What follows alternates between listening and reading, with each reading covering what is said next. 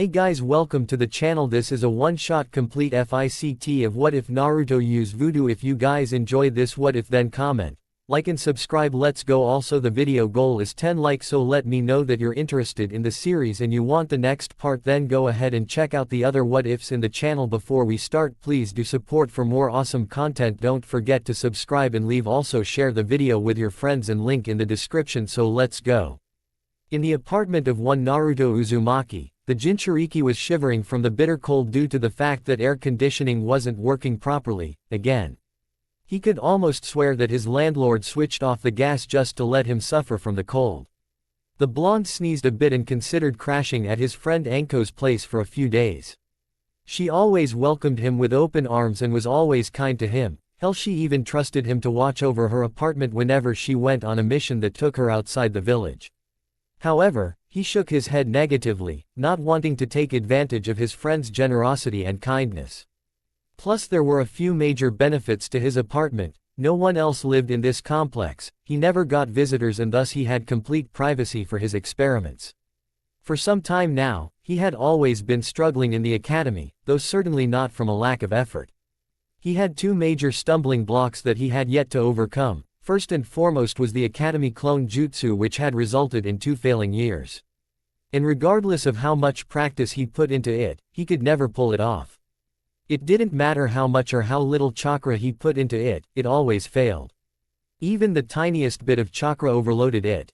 He had done all the research and knew that the jutsu failed because he was overloading it, though it wasn't necessarily due to a lack of chakra control. More like his chakra reserves were so massive that it was virtually impossible for him to properly use such a basic technique. He had attempted to ask Iruka if he could learn a higher ranked iteration of the clone jutsu, but his teacher dismissed him, claiming he wasn't trying hard enough, and you'll get it with practice. Bastard. He knew exactly what the problem was and he wasn't doing anything about it. The second obstacle was that he lacked an edge. Many students had some special skill or talent, mainly the clan-related students who either had clan-related jutsu or techniques, or a bloodline. Sasuke Uchiha being a prime example, since he had a number of fire techniques under his belt and his clan taijutsu that gave him a clear advantage in class spars. Naruto, however, had no such gifts or advantages, so he tried to find one, aside from the Kyuubi, of course. He didn't want to rely on a singular source of power.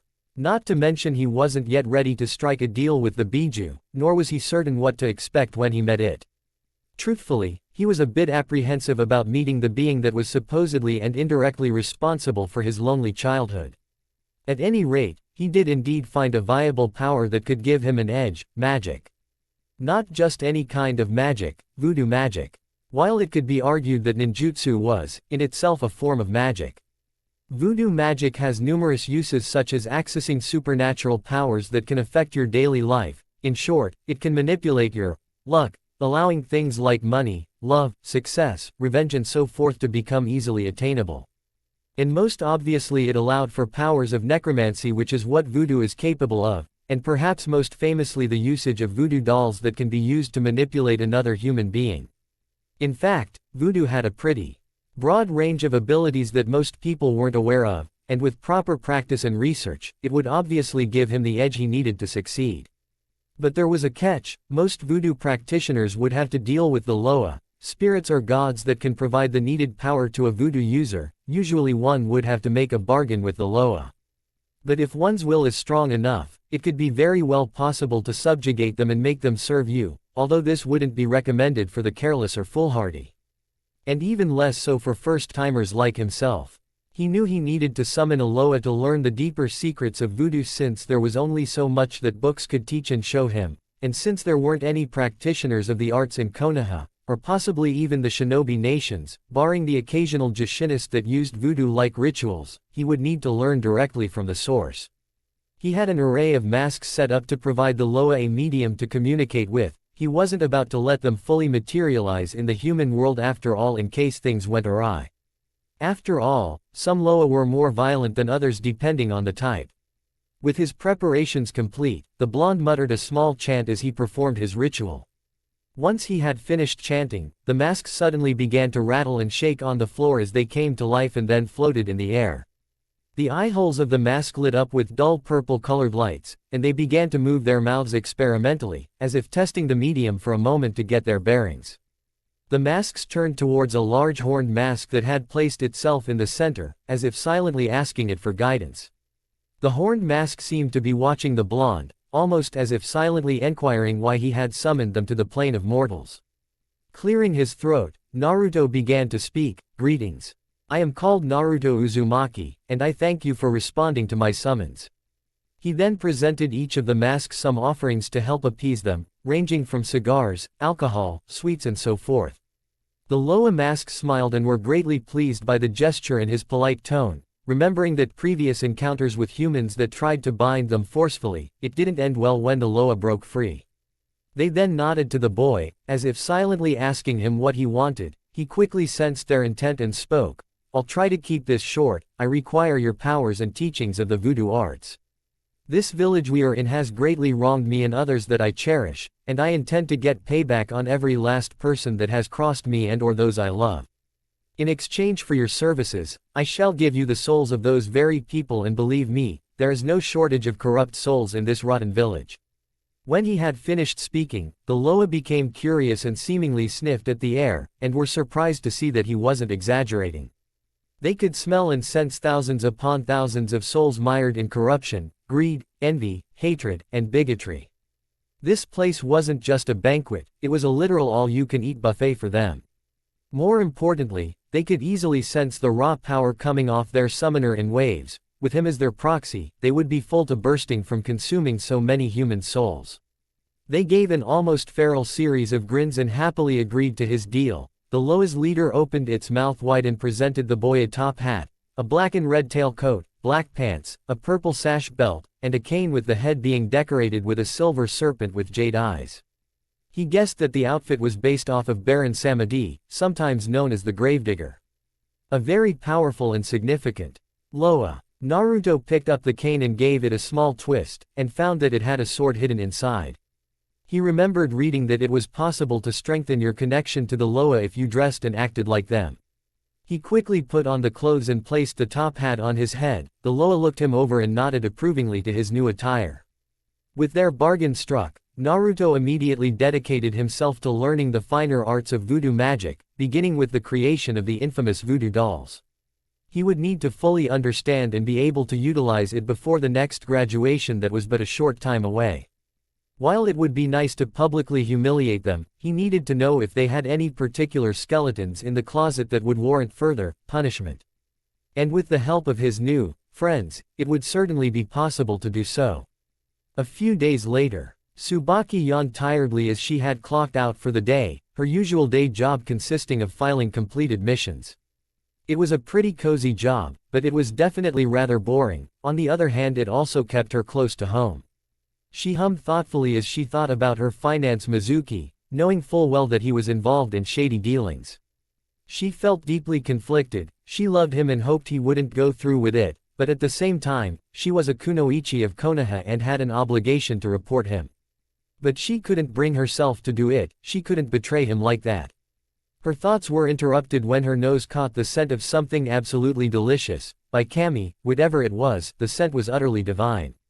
So much so her stomach began to roar angrily at her, demanding to fill it with whatever was creating that mouth-watering smell. She followed the tantalizing scent into a small bar and found it to be surprisingly empty, save for the lone occupant minding the bar who was busy cleaning shot glasses while a pot of gumbo was simmering behind him in the kitchen area. At first, she didn't recognize him, and then remembered that he could only be Naruto Uzumaki. There was, after all, only a single person in Konoha with blonde hair and highly distinctive whisker-like birth markings. Was he working here part-time or something? She shrugged as her belly growled some more and she took a seat at the bar and gave it a gentle knock to alert him that she was there. He looked up and smiled at her before speaking in a charming voice, "Evening, ma'am. How might I serve you tonight?" She had to admit, he certainly had the attitude to be in the service industry. That easy smile he was giving almost instantly put her at ease. "I'll take some of that gumbo you're cooking, and you think you can make a sazerac?" she requested, prompting the blonde to tip his hat and began mixing her drink together with practiced ease. "Anything for a lady. You're Tsubaki-san, right? Mizuki's girlfriend. I've heard him mention you, but he failed to describe just how lovely you are. The whiskered teen spoke with a wink as he served her the alcoholic beverage she requested. She couldn't help but giggle a bit, finding it cute that a teen was flirting with her, and she had to admit, it felt nice to be appreciated. In your Naruto Uzumaki, Mizuki mentioned that you were trouble. He never said you were also a shameless flirt. He also described a certain hideous orange getup. She teased and took a sip of her drink, her response making him chuckle a bit as he grabbed a ladle and served her a large bowl of gumbo. Guilty as charged on both counts. And that part about my old getup is most unfortunately true, but lately, I think I'm rocking a new style, as you can clearly see. Now why's a lovely flower like you all alone right now? He asked as he continued to clean the glasses. The Chunin woman sighed a bit as she drank more of her booze, hoping to numb the dull ache in her chest. Just got off work. Been on the outs with Mizuki after I learned he's been in talks with Orochimaru to steal the Forbidden Scroll. She responded bitterly, and then her face froze in shock upon realizing the exact words that just left her mouth. Why did I just say that? She asked more to herself, wondering why she just blabbed her big secret without even thinking. Naruto chuckled a bit since he had slipped a little something in her sazerac to loosen her tongue.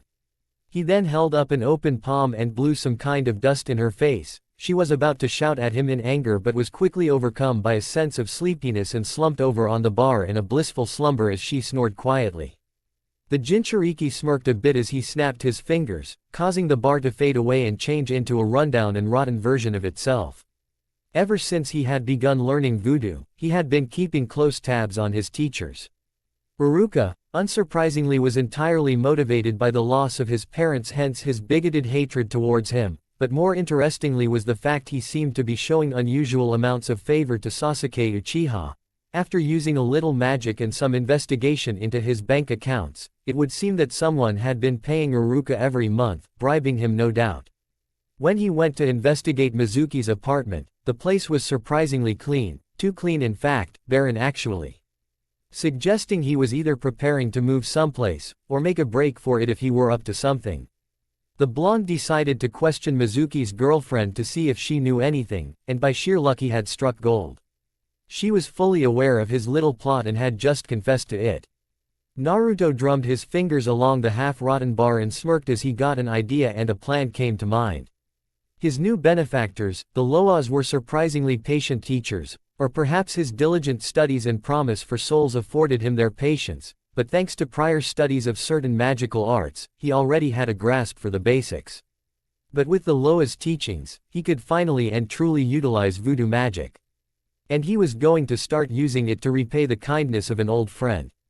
A short while later, "Oi, Enko, open up!" Naruto shouted as he banged on the apartment door of his fellow pariah, a large burlap sack currently slung over his shoulders as he waited for his dear friend to open her door. Fortunately, he didn't need to wait for very long as it opened, revealing her to be only wearing a bra and panties as she spoke. "I knew I heard the voice of my favorite little fox. Gotta say, I love the new outfit, and what the hell's in that sack you're carrying?" At her question the blonde chuckled and replied, "A little something, or rather, someone who's going to help the both of us. Now, would you be so kind as to let me in so we can talk?" At his words, she grinned and nodded, clearly interested in what he had to offer. She stepped aside and allowed him entry. When he entered inside, he dumped the sack to the floor unceremoniously, making it thump loudly and the occupant to groan in pain. While he could have used magic to trap his victim inside a card, he hadn't yet mastered the technique and didn't wish to risk any potential evidence against Mizuki. "All right, so what are you up to and who did you kidnap? How's this guy gonna help us?" the snake user asked as she kicked the sack, making the occupant give a muffled yelp. Naruto smirked as he took a seat on her couch and tipped his hat to her before replying, "Our new friend here is privy to a plot to steal the Forbidden Scroll. The way I figure, we can both stand to gain something from this. You can get the credit for busting the culprit, and all I ask in return is that you accept me as your personal apprentice." The Dango lover had to blink her eyes a few times to wonder if she heard him right. She then replied with a toothy grin, "Naruto, if you wanted to be my apprentice, I'd have taken you regardless. But I see what you're going for, you want to give me a little leverage to make it happen. Indeed you are correct, Enko-chan, a little something to grease the wheels so to speak." I know you've been stonewalled by the civilian council, claiming you're still connected to your ex-sensei. The whiskered teen spoke as he reached into his tailcoat and pulled out a voodoo doll made in the likeness of one Kazashi Haruno. However, it was missing a critical ingredient, a piece of his essence, so for now, it was utterly useless. Enko gave a small scoff and sneered angrily, since it was people like that swine that kept her and her precious blonde from reaching their full potential, but it seemed like that was going to change.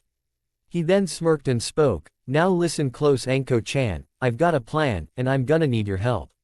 I've got some new friends on the other side, but they can only do so much.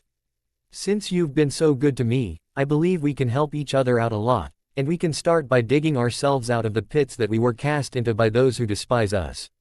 For the next few hours they spoke, with Naruto explaining his plan in great detail that would help propel them to greater heights, and more importantly take their vengeance on everyone that wronged them. He told her of his deal with the Loa, although she seemed to take it surprisingly well, since there were a great many mysteries in the shinobi world. She just hoped he hadn't bitten off more than he could chew.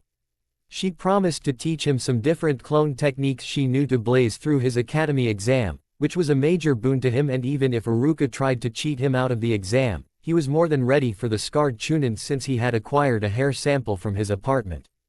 The blonde wanted to tell Enko he was working on a means of freeing her from the curse mark with the Loa's aid, but he didn't want to give her false hope in case it turned out to be a failure. But once he was ready, he'd give her the good news. For now, he had to focus on what was within his current reach and capabilities. It was time to make his first move. But there was one more thing he needed to do before then. Something he'd been holding off on, talking to the Kyuubi. After kissing Enko goodbye and leaving Tsubaki in her care, he decided to head home to his apartment. It was time to confront the Nine Tails. Later. Mindscape. Wow. Talk about depressing. Then again, given my childhood, Naruto muttered to himself as he walked through his mindscape, which was little more than a sewer, likely shaped by his lonely childhood and his feelings of isolation. However, it wasn't long until he came upon what he believed he was looking for. A large set of gates with the kanji for seal placed upon them. If nothing else, he at least hoped to get some answers from the Biju about that fateful night. He approached the gates and could hear the sounds of loud snoring inside, but then it suddenly stopped as a row of sharp teeth and burning crimson eyes appeared from within the dark confines of the cage. "I've been waiting for you. Naruto Uzumaki. I see you made a deal with the Loa. Most impressive. Would you perhaps be here to cut a deal with me?" The Biju spoke with a chuckle, obviously unsurprised by his presence and was undoubtedly aware of everything he saw and did, no surprise since it lived inside his head. "I might be. I need free access and training in the usage of your chakra and anything else you might know that could help me. Along with any information you may have about the night of my birth. Now, what do you want in exchange?" Naruto asked cautiously, not knowing what the Biju may ask for in exchange. At first he was met by silence, and then he saw the Kyuubi's large form shrink down rapidly until it was human-sized and it approached the gates. He let out a long whistle, showing how impressed he was by her human form. She had vibrant crimson hair, caramel-colored skin, a highly curvaceous body with a set of breasts that could rival the slug Sanin, long luscious legs, ruby red eyes and whisker markings on her cheeks, and 9 fluffy fox tails coming from her rear. Simply put, I want out. I am tired of being tucked away like a toy in a chest. I want to feel the sun on my face, the wind in my hair, the ability to eat and drink food and booze again, to enjoy the small things. That's a fairly tall order. He spoke suspiciously as he glanced up at the seal, but guessed that she herself couldn't actually remove it on her own, otherwise she would have done so already. She giggled a bit and booped him on the nose before speaking, "Now don't fret, my dear. I wouldn't dream of harming a hair on your little head. I hold no grudge against you, it isn't your fault that we're stuck in our current predicament. And I'm sure you and your new allies can find a way to slip me out and around this seal while maintaining our connection." He raised an eyebrow and found her words a little too good to be true. Sensing his doubt, the kitsune spoke, Okay. How about a token of good faith? Any questions you have about your parents or the night of my rampage, I'll answer for you, no strings attached. You deserve that much at least." The Jinchuriki was rather tempted by that prospect, although he found it a bit unusual that she was being so cooperative. He was expecting some angry and cranky kitsune that would constantly threaten him or try to undermine him and his beliefs. You could lie. Kitsunes are known to be tricksters. He pointed out while crossing his arms over his chest, his words earning a playful smile from her. Trickster. Sure, I'll give you that. But I'm not a liar. But we're also known to be guides and faithful companions. And I won't just tell you, I'll show you. She replied and extended a tail to him, swaying it invitingly. The blonde could no longer ignore the temptation since the answers he sought were within reach, and he didn't sense any deception from the bijou. He took her tail in his hand and his mind was flooded with memories about his parents, his lost clan, and the night of the Kyuubi's rampage. He saw the man in the mask, the Sharingan user. It was all his fault. It was because of him that Naruto's parents died, that he had to be the scapegoat for the villagers' grudge, why everyone treated him like a leper. Everything bad that happened from him was because of this man. Naruto was tempted to throw this man to the Loa, but death would be too great a kindness for him. No, he'd be sure to give the Sharingan user a new definition of suffering. Kurama right? Naruto asked, remembering her name from the memories she showed and then continued, any idea who the man in the mask was? Not many Uchihas had the power to subjugate you with their Sharingan. He pointed out at the end since, according to history, Madara was supposedly the only Uchiha that was capable of such a feat. If I knew, I'd most certainly tell you so you can rip him to pieces. But I can say he wasn't Madara. His chakra didn't feel or smell the same to me.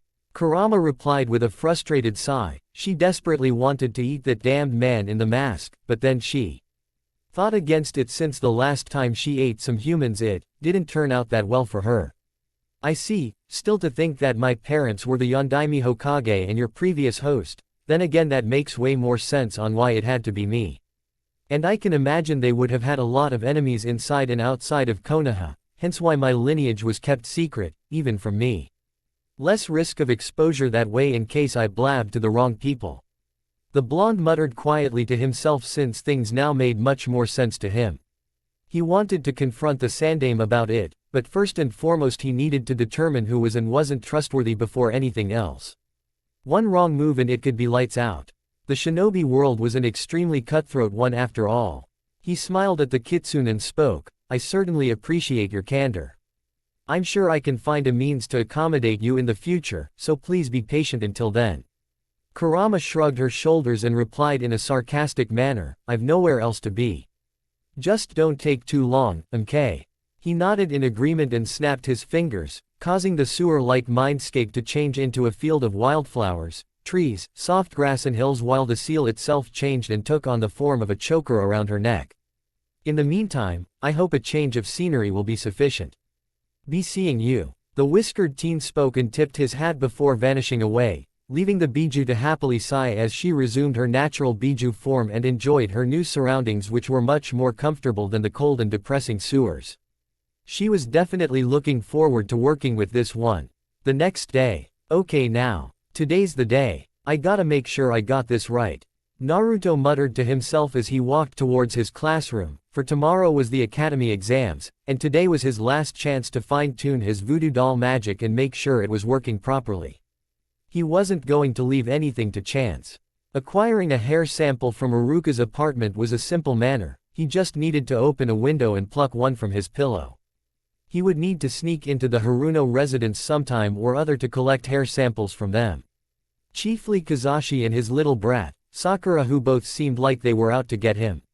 Though in Sakura's case it seemed more like she was trying to use him as her human stress ball due to her failings with Sasuke.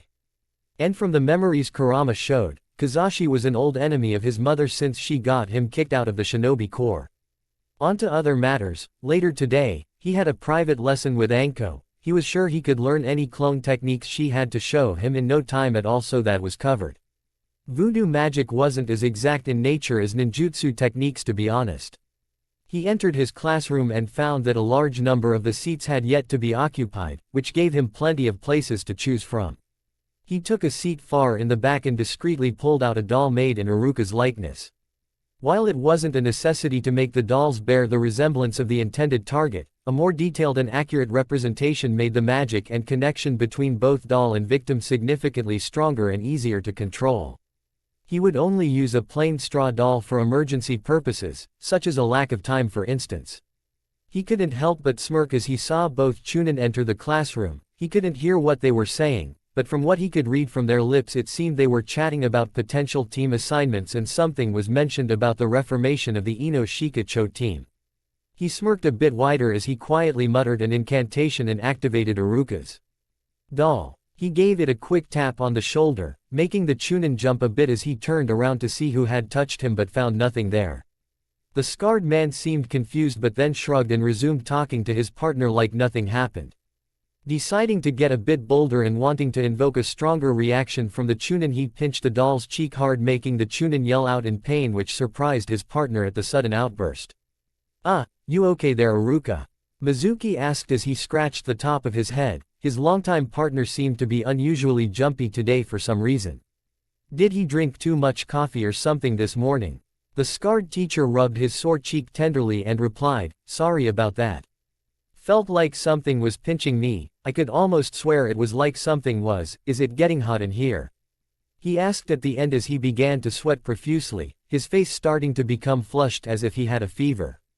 Unknown to them, Naruto was holding a lighter to the voodoo doll's face, far enough away to avoid burning it, but definitely close enough for Iruka to feel the heat. Naruto had to stifle his laughter. He was actually enjoying messing with the Chunin and then decided for a little public humiliation as he saw a number of students starting to file inside. "Geez Iruka, your face is all red like a tomato. You sure you're okay?" Mizuki asked, not that he actually cared, but he still had to maintain his facade until his planned theft. Sensing an opportunity, Naruto began to whisper something to the doll, which caused Iruka to speak. "I'm sorry Mizuki, but I can't contain my passion for you any longer." At his words, the students froze up while in the process of taking their seats as they all turned to the teachers. The white-haired man's only response was a confused, "Biwa. Yes, I love you Mizuki. You have always been at my side for every year as we looked after these snot-nosed brats, like that arrogant needle-dick Sasuke, or that washboard howler monkey Haruno who is only here to get Sasuke's money like all those other nameless fangirls." The scarred teacher spoke, which earned him some very nasty looks from all of the students. Most especially the fangirls, Sakura, and of course Sasuke. Iruka, you may want to put a filter on yourself. And, if you're into that kinda thing, well, that's your business, but I'm not into guys." Mizuki muttered uncomfortably since he had never been confessed to by another man, and he certainly would never have expected it from his partner, but then had he ever actually dated a woman before? He couldn't remember. Having seen enough, Naruto whispered his incantation and shut off the flow of magic within the voodoo doll, rendering it inert for the time being. With Iruka's motor control now back to normal, he stammered uncontrollably, trying to explain himself, but he couldn't find the proper words except that he had no idea what came over him, which likely would have made it worse. "Can we just put this aside now? We do have a class to teach," Mizuki pointed out, silencing his partner who could only nod. Feeling utterly humiliated by what just transpired. And even worse, the entire class seemed ready to tear him to pieces for being called snot-nosed brats. The Jinchuriki felt confident that his voodoo doll magic was working perfectly. His long hours of study and late-night practice and experimentation was paying off in full. He had started out trying it on animals and random civilians, but he needed to be sure if it would have the same potency on a shinobi in case they could somehow break free. That didn't seem to be the case in this instance, especially he was unaware of the influence over his body.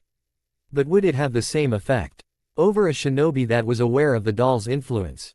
He was certainly looking forward to finding out, but that was enough musing for now. He had to focus on making it through the academy. After today, Enko would teach him the clone iterations she knew, so that was something to look forward to.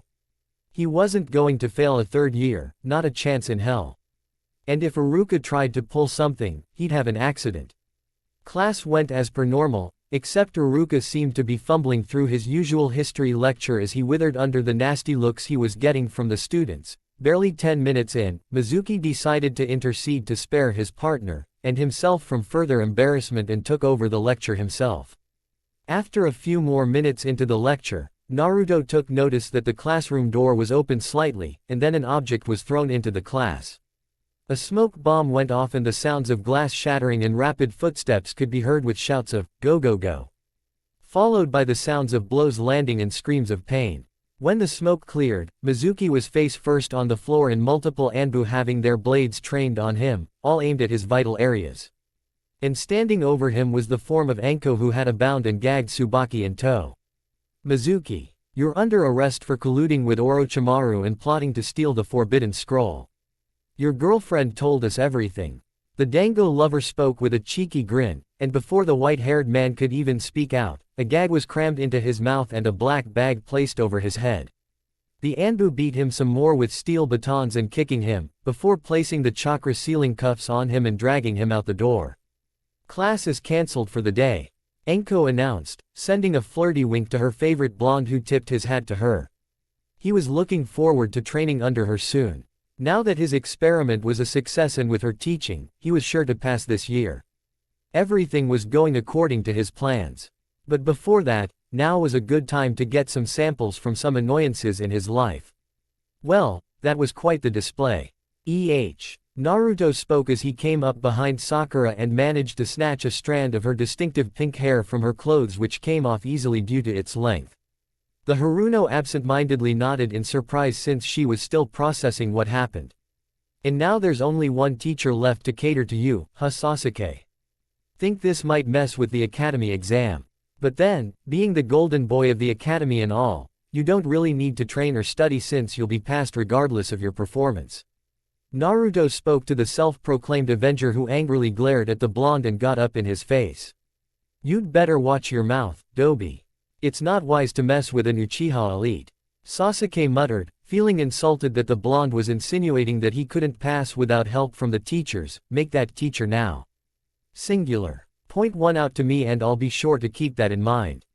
The Uzumaki spoke in a snarky tone, and managed to snip off a bit of the Uchiha's hair while he was distracted, knowing full well that Sasuke had a multitude of weaknesses, chiefly his own arrogance and apparent inability to see past his nose.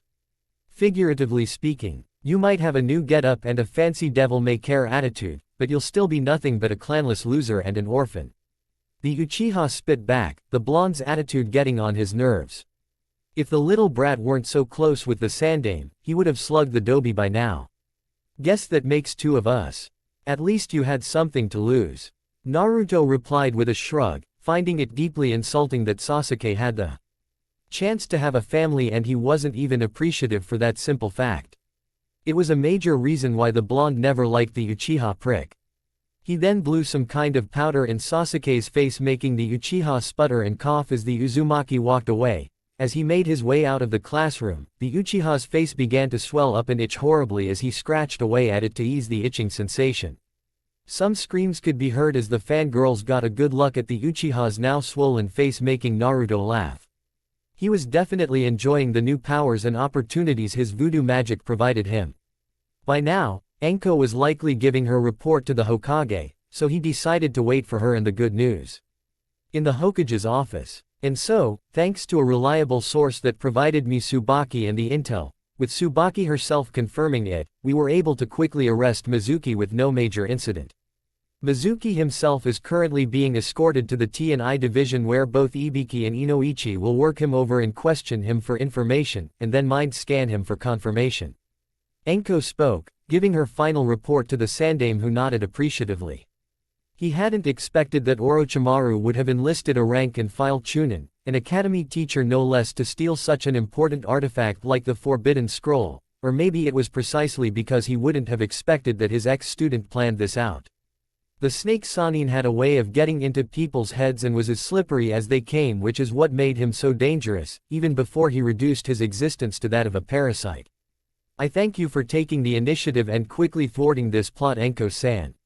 A suitable reward will be prepared for you shortly." He spoke in gratitude, but was surprised when she shook her head negatively. "Actually, there's something else I want. I want Naruto placed under my personal tutelage. I want him as an apprentice." She spoke in a stern voice, signaling that she refused to take no for an answer. Hiruzen hummed thoughtfully, knowing the two pariahs were very close and would make a powerful duo. However, they were also known to be highly volatile in nature, and without someone to keep them in check, they ran the risk of running out of control. Not to mention it would throw off the numbers and one team would be incomplete, and there were no viable replacements. I'm afraid that isn't currently possible. But I can make you a joint sensei for a team. Should Naruto pass, he'll be assigned to Team 7, along with Sasuke Uchiha, Sakura Haruno, and your partner shall be Kakashi Hatake. The snake user grumbled at that. While Kakashi was a competent shinobi, especially when he got serious, he had almost no prior teaching experience since he failed all other teams assigned to him. She guessed the only real reasons he was placed in charge of Team 7 was because he himself was a member of the previous Carnation, and more likely was the only one that could teach Sasuke how to use his Sharingan when it activated.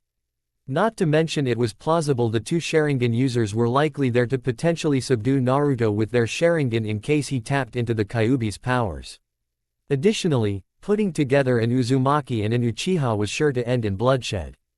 Sakura, however, had no connection or talents to contribute aside from her book smarts, but had no practical skills to apply them, though it was possible that her father may have pulled some strings to put her on the same team as the Uchiha to increase her chances of hooking up with Sasuke, in spite of how non-existent they were. Enko grumbled and knew that she wasn't going to get a much better deal than that, and it wouldn't be wise to argue with the Hokage. One more thing, keep a close eye on Sasuke Uchiha.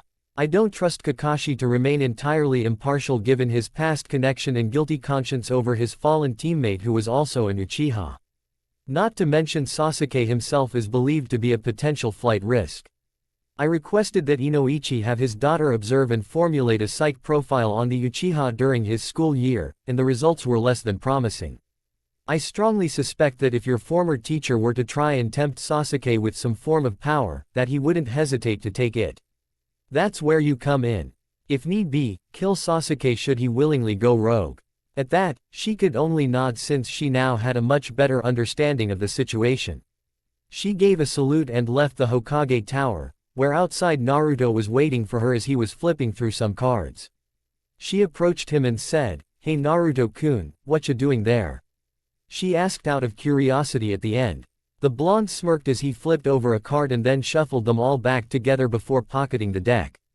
Was practicing my tarot reading. Divination isn't the most exact facet in the voodoo arts. But the cards told me that you have good and bad news. So, let's hear it. The blonde requested, making his friend sigh as she told him everything that had been spoken between herself and the Sandame. The blonde murmured in mild disappointment to the news as he flipped through his tarot cards, though he had to admit, he wasn't entirely surprised to hear about this.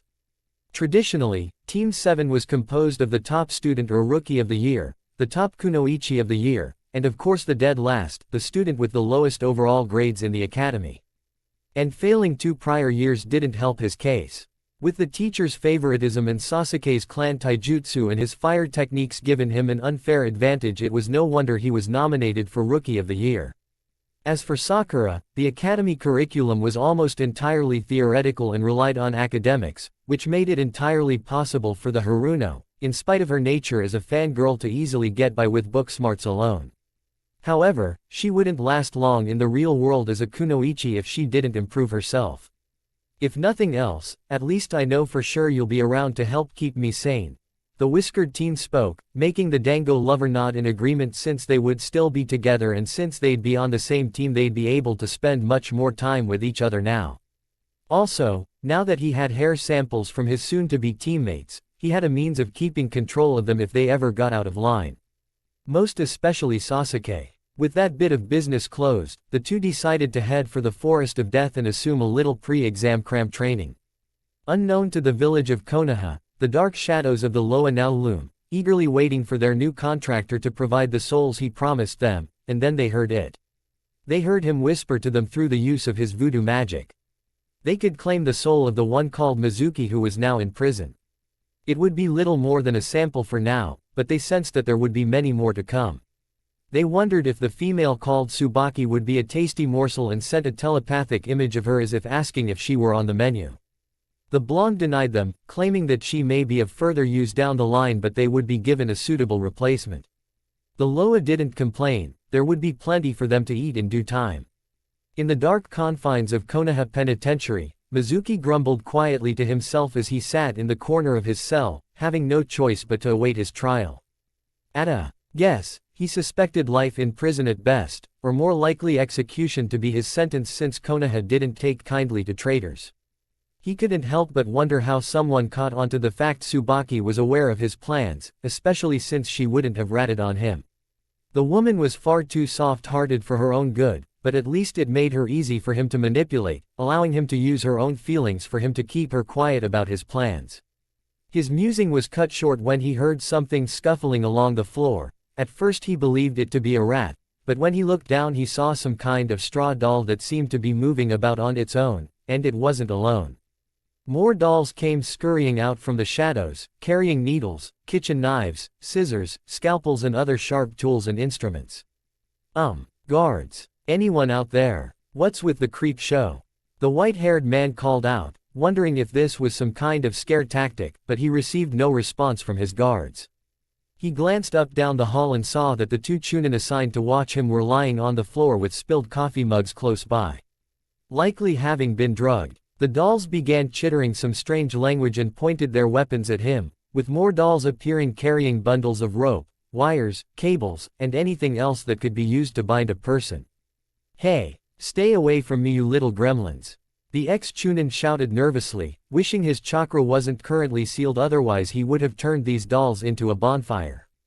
He quickly rose to his feet and snatched up a wooden stool, the only thing in the cell he could use as a weapon that wasn't bolted down. He took a swing at the growing army of dolls, knocking a group of them away and sent them flying. This only seemed to amuse them as they began to make squeaky little giggles, almost as if they found it entertaining that he was putting up a struggle. Then they all rushed forward at once, prompting the ex-chunin to wildly swing the stool to try and drive them away. He sent more flying in a variety of directions, but they would only get back up and charge forward once more. Some managed to reach his legs and started to stab and slice at his ankles, making him scream in pain, and his injuries forced him to his knees. Mizuki flailed about to try and keep them at bay, but a few dolls leapt up and started stabbing his arms, forcing him to drop his improvised weapon. The dolls giggled more and cackled as they climbed up his body and began to tie off lengths of rope, wire and cable on his body, and then began to drag him down to the floor with their combined efforts. He tried to resist, but a pair of dolls slipped a noose around his neck, giving the army of dolls more leverage to pull with, and a few started stabbing him in the stomach with their needles to end his futile resistance. At last, he was pulled down to the floor, his face pressed hard against the cool concrete floor. The bindings on his limbs, neck and body were pulled taut to cut off any chance of movement and prevent him from escaping. Even if he tried, he guessed they'd start to attack him with their weapons again. From what little he could see, the dolls were now doing some kind of ritualistic chant and dance as the ones not holding the bindings were wildly moving about. They suddenly stopped, and then one dressed in a little black robe began to chitter some kind of a prayer, and then they all turned their weapons toward him. Mizuki begged and pleaded for them to spare him, but his words only served to earn more squeaky giggles. The only sounds that could be heard were Mizuki's pained screams, the cutting and tearing of flesh, and the splashing of blood. And so the Loa have now claimed but the first of many victims. The next morning, in Konoha Academy, the many students sat in their seats apprehensively as they awaited the academy exam, although some didn't seem worried in the slightest, mainly the clan heirs amongst the students. Even Naruto himself was sitting calmly as he flipped through his tarot cards to practice his abilities in divination. According to the cards, Mizuki met a gruesome end the previous night. As befitting for a traitor. Not that he needed them to inform him of that, but it was still good practice. The cards also read that he would be seeing an old friend and that his fortunes looked very good today. Naruto grinned to himself as he silently thanked Anko for her private tutelage, having trained him in both the water and mud clone techniques. With those jutsu at his disposal, there was no way he could fail unless Iruka cheated him. And even if he did so, well, that's why the blonde had his voodoo doll on hand as a backup plan. He drummed his fingers along his desk as he thought about the Kyuubi's offer. All things considered, her terms were quite generous since all she really wanted was some form of access to the physical world. Not to mention they seemed to have a common enemy in the masked Uchiha. He would need to consult the Loa on how to safely extract her without breaking the seal, and just as if not more importantly he would need them to shatter Anko's curse mark once and for all. He then saw Iruka enter the classroom, but he wasn't alone. It seemed he had a substitute Chunin with him in the form of Hana Inuzuka, who was undoubtedly there to replace Mizuki due to his arrest. No better replacement could have possibly been chosen given the fact he was very familiar with her since he would occasionally volunteer to help out at the Inuzuka clan's kennels. She immediately took notice of him and sent a flirty wink after noticing his new outfit, prompting the Jinchuriki to tip his hat to her in thanks. Iruka gave a little speech that was of no interest to Naruto, who was currently focused on Hana, which didn't go unnoticed by her. She gave him a saucy grin and wished that they were in a more private setting. Being an Inuzuka meant that they were more susceptible to their baser instincts. And with the night of a full moon approaching, she felt much like a bitch in heat that needed a male to mount her and start breeding her with his seed. Even from this distance, the strong scent coming off the blonde was enough to make her loins ache hungrily. But she had to keep it together since she was currently working. She sighed as Iruka ended his speech, wishing luck to all the students, and then passed out written tests to be distributed amongst them. Naruto sighed since he felt that this test was far too simple. He was actually certain he could successfully answer them all while blindfolded. He rested his head in a loosely closed fist and quickly scribbled down the answers in less than 3 minutes. The blonde then blew a quiet raspberry to himself since he didn't have anything to do until the jutsu portion began. He hummed quietly to himself and wondered if divination would help uncover the identity of the masked man that was responsible for the Kyuubi attack. While tarot readings and divination weren't always clear-cut or fully reliable, they could provide some reference for him to work with. And better still, it would be good practice for him. He shuffled the deck and drew 3 cards. The first one showed that the man in question is a phantom of a man that is long believed to be dead. The second card revealed that he was driven by a single-minded obsession and wouldn't stop at anything to achieve his desire, even if it meant the ruin of others. And the third card revealed that he had committed many atrocities and was far beyond the point of redemption, and countless souls were crying out for vengeance. He shuffled the cards back into the deck and tried again, only to achieve the same results. As expected, clear as mud. Though it did give him a somewhat better understanding of his foe. The first card was the one that puzzled him, but given the memories he had experienced thanks to Kurama, he doubted the term phantom was literal, and she did confirm that he wasn't Madara.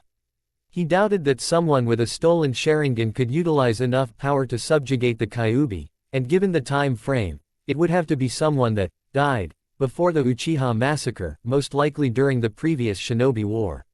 Still, Naruto was sure that a number of Uchihas died back then as well, so he'd need a bit more information to narrow the field. There were also 2 more matters on his mind. He was fully aware that both of his parents sealed a small piece of their souls inside the seal that kept Kurama in check as a backup plan if and when he attempted to break it. Normally, cheating death would put you on the Shinigami's black list, but fortunately some of the Loa were also representatives of death. With their aid, it could be possible to restore them, or at least his mother, to life once more since they hadn't fully crossed over to the realm of the dead.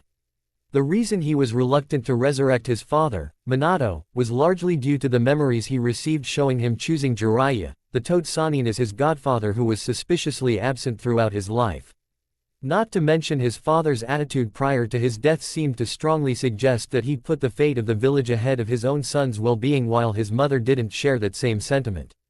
His musing came to a close as Hana called for students to line up for the jutsu portion of the exam.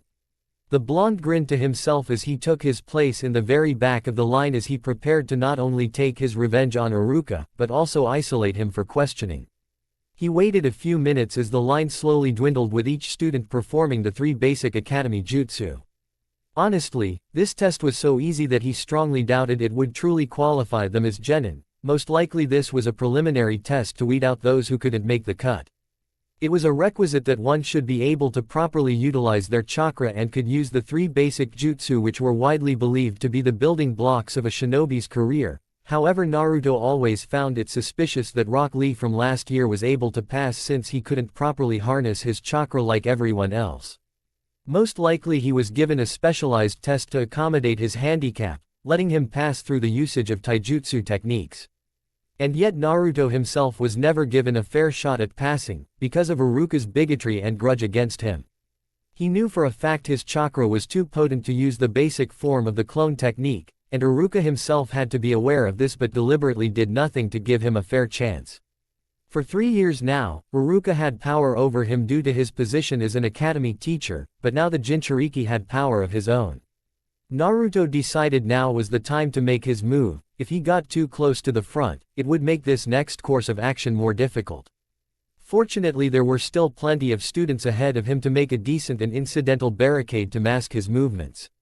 The Jinchuriki pulled out the Iruka doll and muttered an incantation to activate it. He then pulled out some ghost peppers from inside his coat and muttered another spell to make the doll's mouth open wide. One by one, he began dropping the ghost peppers into the doll's mouth and then waited. The scarred Chunin's face turned red as his eyes began watering and he clutched at his throat and grabbed a glass of water sitting on the teacher's desk. He drank it in several loud gulps, but it wasn't enough to cool off the heat coursing through his body. So he took the entire jug full of iced water and began to do the same and chug the contents as quickly as possible while the various students and Hana herself watched in interest and amusement, some of them giggling as they watched his face turn even redder. Naruto then muttered quietly, "Time to nuke your guts." The whiskered teen pulled out a funnel and placed it above the doll's mouth, then poured an entire bottle's worth of cattle laxatives down the funnel and into the waiting mouth of Iruka's doll. He smirked as he waited for a few moments, and then the scarred Chunin clutched at his stomach as it began to growl loudly and the sounds of flatulence could be heard. The Chunin sweated profusely as he tried to maintain control of his bowels, but the dam was ready to burst at any moment. He screamed out an "Excuse me," and charged out of the classroom at full speed to the nearest restroom down the hall before it was too late. At that, a number of students burst out in full laughter at the scene and wondered exactly how long he'd be stuck in there, with some of them starting to make bets on the subject. The test continued on with Hana evaluating the students' performance in Iruka's place. The witch doctor in training would need to make it up to her later for that. At long last, his turn came and Hana winked at him, giving him the go-ahead and requested that he perform a henge. He snapped his fingers and in a puff of smoke changed into a perfect likeness of the Sandame. She then requested he perform a substitution, and in response he replaced himself with Iruka's chair, planted a kiss on her cheek and then switched places with the chair again, placing him back in his original position. "Hey, quit getting all flirty with my sister," came a shout that could only belong to Kiba, with the whiskered teen casually flipping the bird while the rest of the students couldn't help but giggle. Hana shrugged her shoulders and spoke, "Last jutsu, Naruto-kun. I just need you to perform any clone variation you know."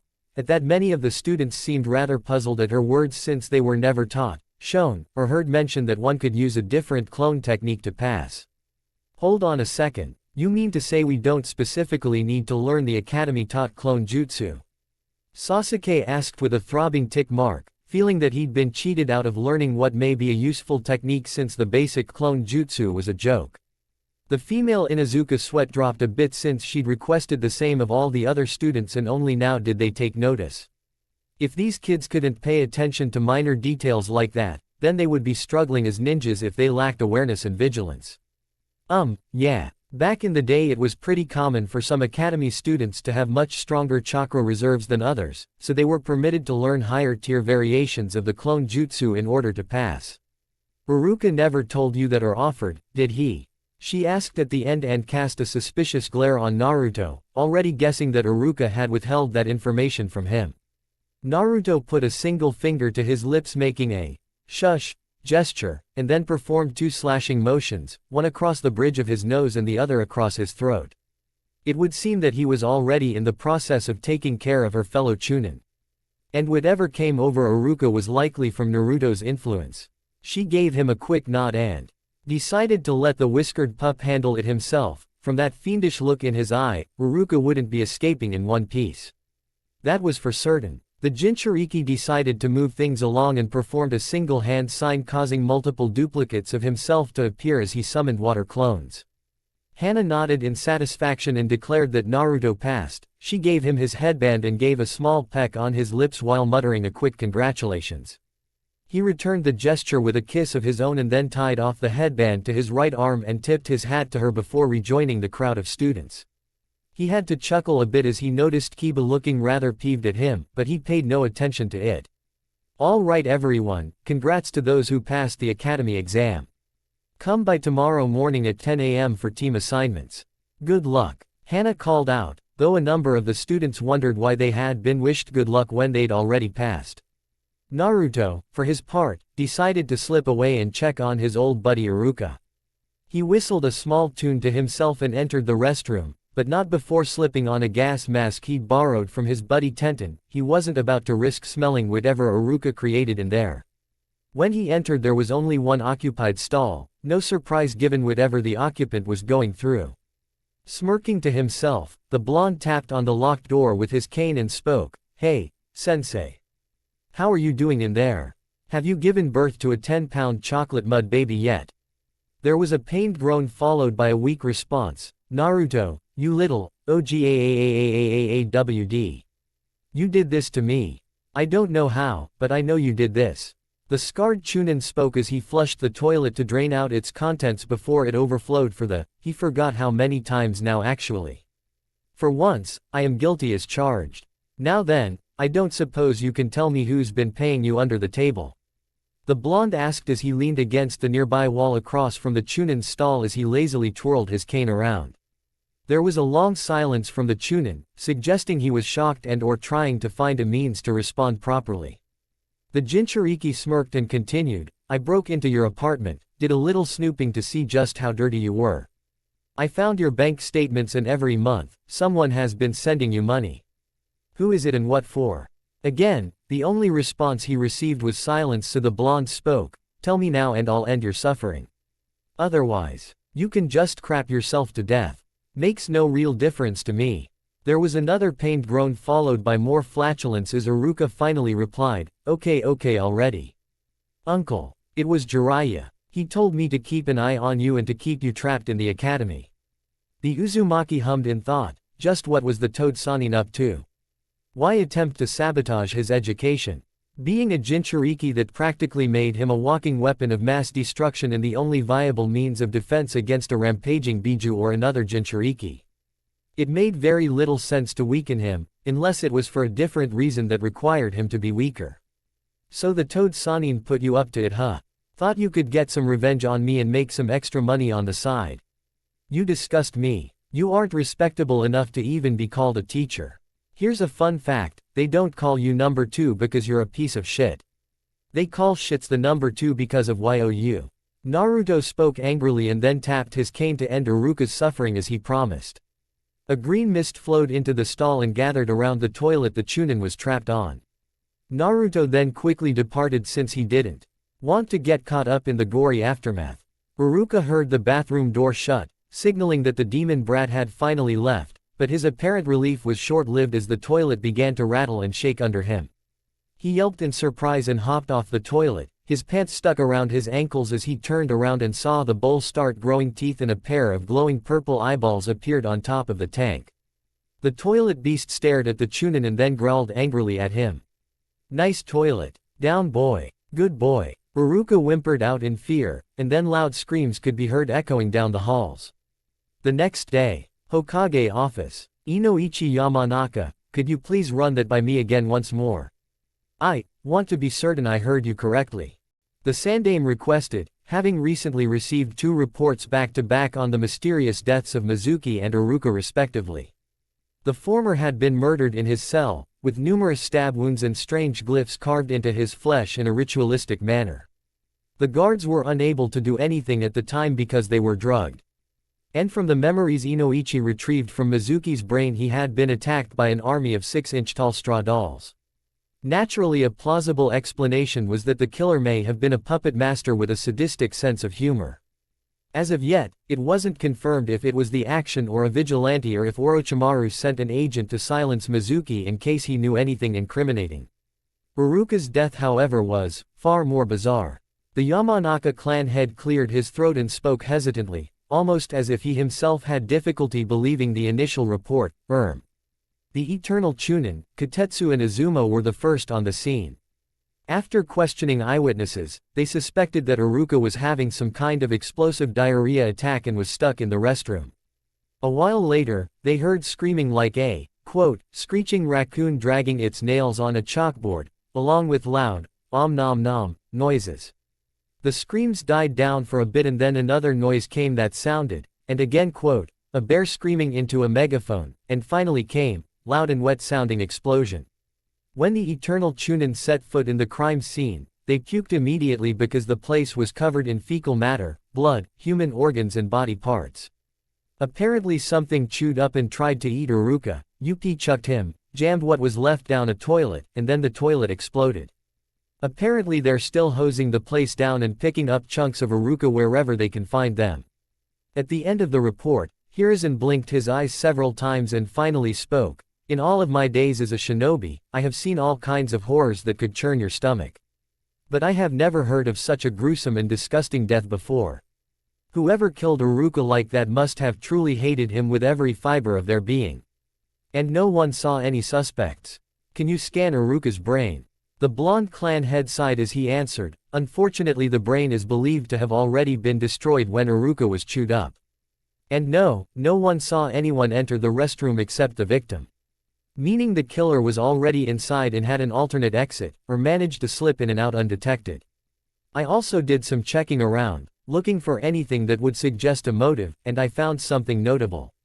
In Iruka's apartment there were bank statements showing that he was receiving monthly payments from an unknown benefactor. And the sum is quite noteworthy. The Hokage tapped his fingers together thoughtfully and then took a drag from his pipe.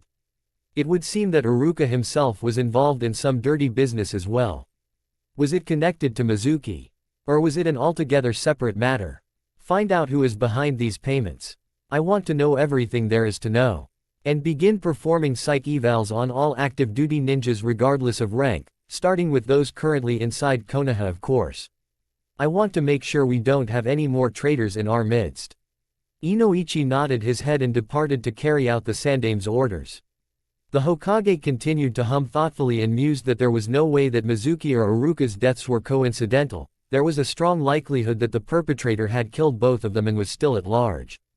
However, there was another concern on his mind, or more rather a simple curiosity in regards to Team 7. He couldn't help but wonder how they would function. After all, Team 7 was perhaps one of the most prominent teams in Konoha with a long history that had produced some of the most famous ninjas in history, himself included. He was curious how the next generation would function, and more specifically, how Naruto would handle new challenges and adversity. After all, it wasn't just outside threats he would have to contend with, but his own teammates now. Meanwhile, Konoha Academy. Why do we have to be assigned on the same team as you? Well, at least I have Sasuke-kun here. Sakura spoke and directed a small glare towards Naruto who seemed to be playing around with those cards of his. The witch doctor in training flipped her the bird since this wasn't a picnic for him either. He really wanted to practice hypnotic magic, if only to make Sakura shut her mouth, but he didn't want to risk exposing too much or too many of his potential abilities too soon, least of all in front of Sasuke. Divination and tarot readings were less conspicuous than manipulating minds, especially if something went south. Not to mention Naruto doubted that the Uchiha would have much interest in any techniques that didn't result in some kind of explosion or at the least in fatal injury given his obsession with power. He sighed in boredom since all the other teams had already left with their respective senseis and now here he was waiting for both Anko and Kakashi, and most unfortunately he had to wait with his two teammates. In regards to the latter, he knew the man only by reputation. Rumor had it that there was a betting pool amongst numerous ninjas in Konoha wondering if he'd be late to his own funeral and if he'd be buried with his entire Ika collection.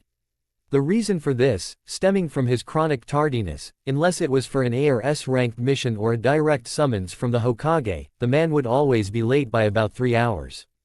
He could only hope that Anko could rein him in and put a stop to that. What are you even doing, Naruto? Sakura asked him directly as she approached him, likely out of boredom since she had little else to do, plus her curiosity had been piqued. She noticed the cards he was using and asked, "Since when do you do tarot card readings?" "Still, that's actually kinda neat." The blonde raised an eyebrow and replied, "Oh.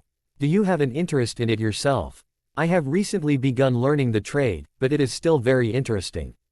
Unfortunately, tarot readings aren't always clear. But if you ask nicely, I'll do a reading for you." He spoke with a small smile at the end, believing this was actually the first time in forever he'd actually had a civil conversation with the Haruno. "Please," the Pinkett asked politely, prompting the blonde to smile as he began shuffling the deck and asked her, "So what kind of reading do you want? Perhaps you have a particular question in mind. Be forewarned that I can't guarantee desirable results or crystal clear answers. Divination tends to be rather vague." Ooh, can you do a reading about my love life?" the Pinkett asked excitedly, casting a small glance towards the Uchiha. The Jinchuriki couldn't help but roll his eyes since he suspected that's what she'd want, but she was polite about it so he would fulfill her request, but if she tried hitting him then it was a good thing he had a voodoo doll for Sakura prepared and ready. The whiskered teen then drew 3 cards from the deck and placed them in front of Sakura. He flipped the first card and spoke. "You have been struggling to spark a connection with the object of your affections. He doesn't acknowledge you as a woman, much less an individual." At his words, the Pinkett pursed her lips and frowned, not liking the news, but there was definitely truth to it and she couldn't deny it. He then flipped the second card and spoke. "You have possibly tricked yourself into believing that you love him, but he is dead inside and has no love to give in return. If you continue to pursue him you will only find misery and torment." At that, the Pinkett swallowed dryly as she took in his words, her fist clenched, but she didn't make a move to punch him, yet. Finally, Naruto flipped the third card and he raised an eyebrow. "It seems that there is a possibility of redemption in your future. You'll have an opportunity to abandon your pursuit for Sasuke and find happiness with another who will love and cherish you and treat you with proper respect." The Pinkett's green eyes widened a bit at that and she relaxed a bit since there was perhaps some good news. There was an awkward silence between them for a moment until the Pinkett muttered, "Thanks for the reading, Naruto." He gave her a small smile and tipped his hat to her, and then on closer inspection, he noticed something peeking out from under the sleeve of her dress. It looked like a very dark bruise on her arm. "Sakura, why do you have a bruise on your arm?" he asked out of curiosity, his question making her stiffen up as she followed his gaze, then pulled her sleeve down to cover the bruising once more. She then muttered a quick, "I fell," excuse that the blonde simply wasn't buying. Were there more under her clothes that she was hiding? He had heard that abusers would usually aim for sections of the body that could be covered by clothing to hide the injuries. Perhaps this one was off the mark. "Let's see what the cards have to say about your injuries," Naruto suggested, but was stopped when the Pinkett grabbed him by the wrist, preventing him from shuffling his deck. There was a look of pure terror in her eyes as she stared at him, pleading for him not to do it. "Please don't, I don't want to be punished," she muttered fearfully, making the blonde realize that perhaps Sakura wasn't actually the person he believed her to be. For as long as he'd known her, she was always a loud-mouthed, over-the-top fangirl and bully that would always punch him for the slightest excuse and sometimes for no reason at all. Was that also a result of the abuse she was suffering? Did one or both of her parents put her up to bullying him and chasing after Sasuke?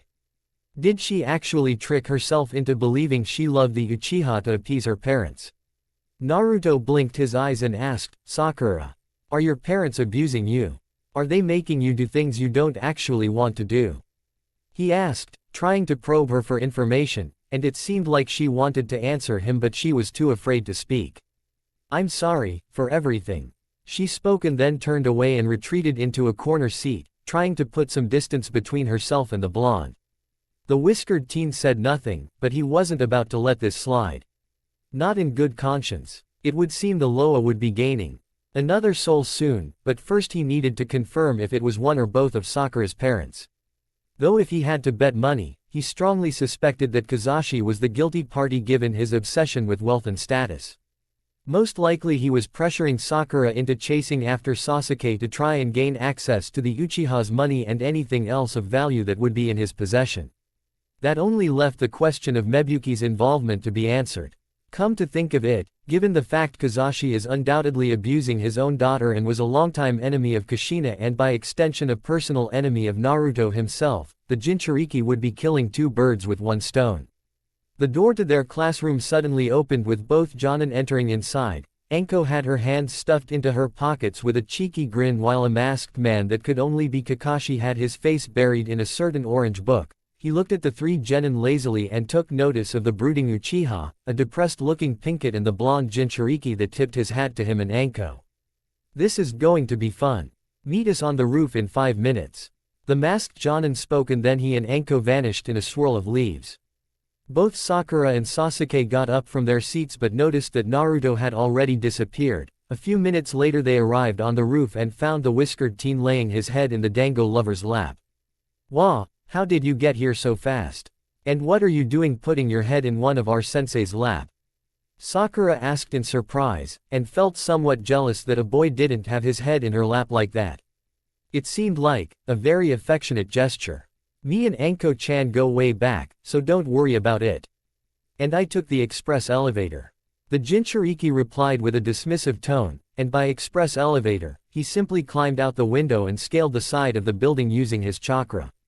A large part of him was glad he had consulted the snake mistress ages ago about chakra control exercises.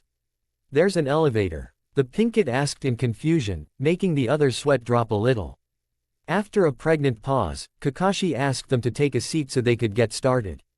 Both the Uchiha and Haruno sat down on some nearby steps, prompting the copy ninja to speak. "Good. We're all here. Usually, the standard's 1 Jonin and 3 Genin students, but these are special circumstances so we'll be having 2 Jonin. Myself and Anko-san. How about we get started and introduce ourselves?" The pink kid wanted to ask him what he meant by introductions, but was beaten to the punch when the Uzumaki spoke. "You and Anko-chan are the Jonin. You two go first. Let the lady start off." The 2 Jonin nodded in agreement since that seemed fair. Anko cleared her throat and spoke. "I'm the taken but still sexy and dangerous Anko Mitarashi. Feel free to call me Anko-sama. I work in the torture and interrogation division under Ibiki and Inoichi. My likes are Dango, snakes, Naruto-kun and pretty much anyone I care about. My dislikes are, I don't feel like talking about that, 'cause there's a lot for me to list off. My hobbies are trying out different torture techniques on criminals, mainly rapists for example, dancing, training, and hanging out with Naruto-kun. My goal for the future is to kill a certain rogue nin, then maybe someday settle down and enjoy life to the fullest with my family." Sakura cringed a bit at the mentioning of torture, but she had to acknowledge that it was a necessary evil in a shinobi village. Kakashi gave a small eye smile and then began his own introduction. "My name is Kakashi Hataki. Nice to meet you. I have many likes and dislikes.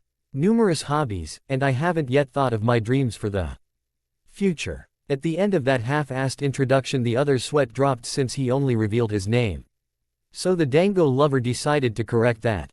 Translation: he likes the Ika Ika series, dislikes anyone that only calls it porn.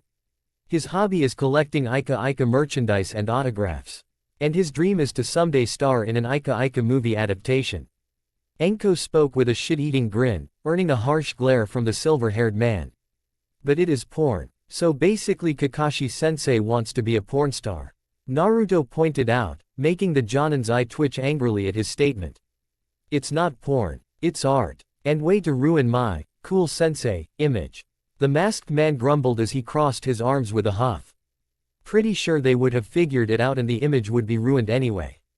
Both pariahs spoke in perfect unison, making the masked man feel like he'd been pierced through the chest by a lance since he couldn't argue with that. "Moving on, I'm Naruto Uzumaki.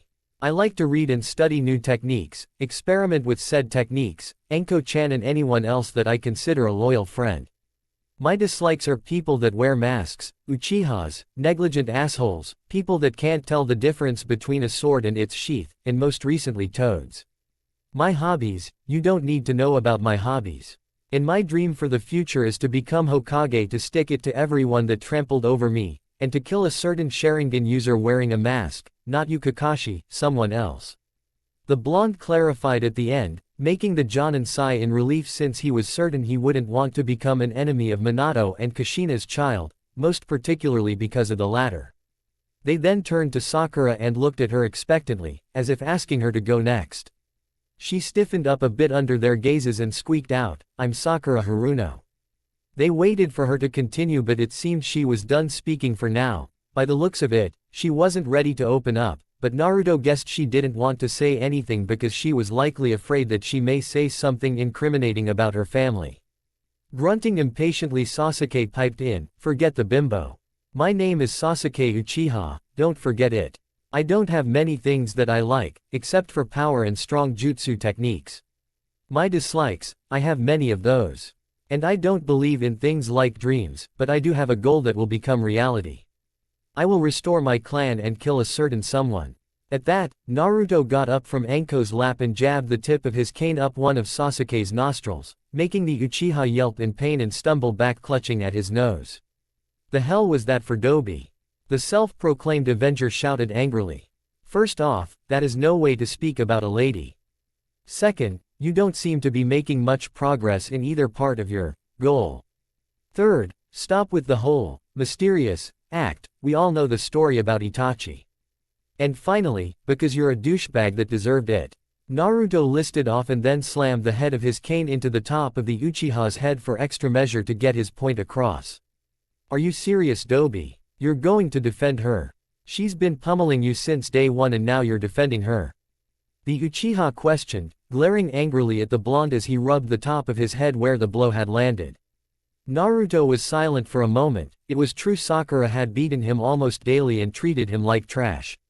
But he never raised against her mainly because of the fact he didn't believe in harming women, especially if it was an unfair fight, and because if he did try to defend himself her father would use it as an excuse to rain hell on him.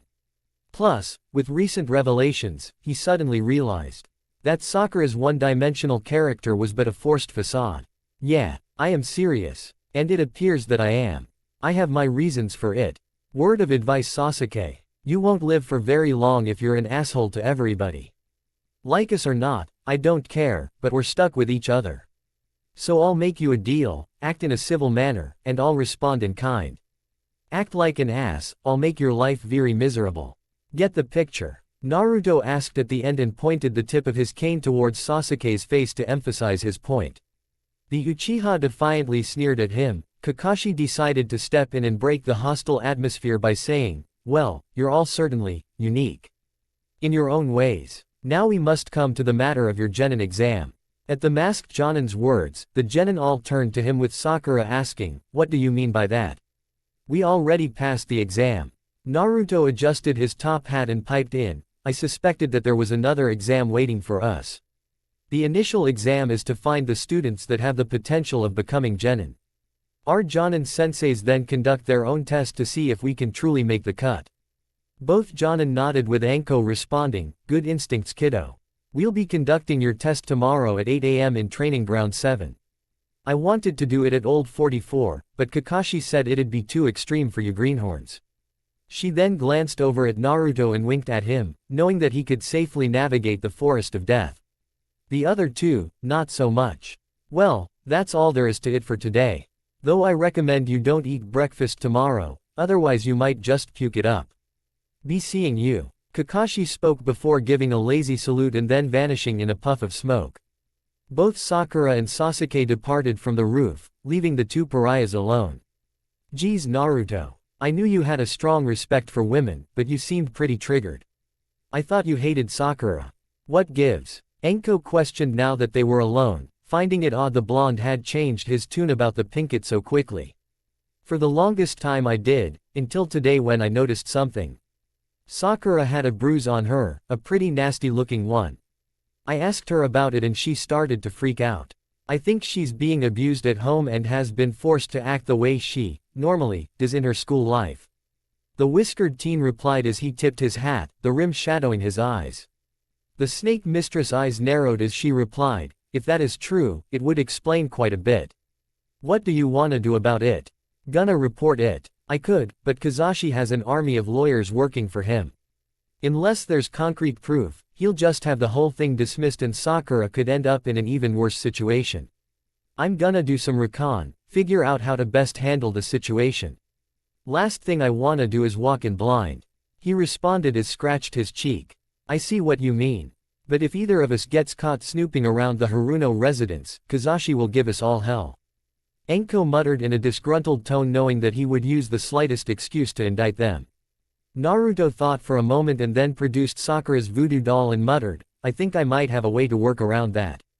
Meanwhile, Naruto's apartment. The sounds of sawing and hammering could be heard as an army of straw dolls could be seen shuffling about the place. One group could be seen cutting through the floor as if trying to make an opening for a stairway while others removed bad electrical wires and gas lines and then replaced them.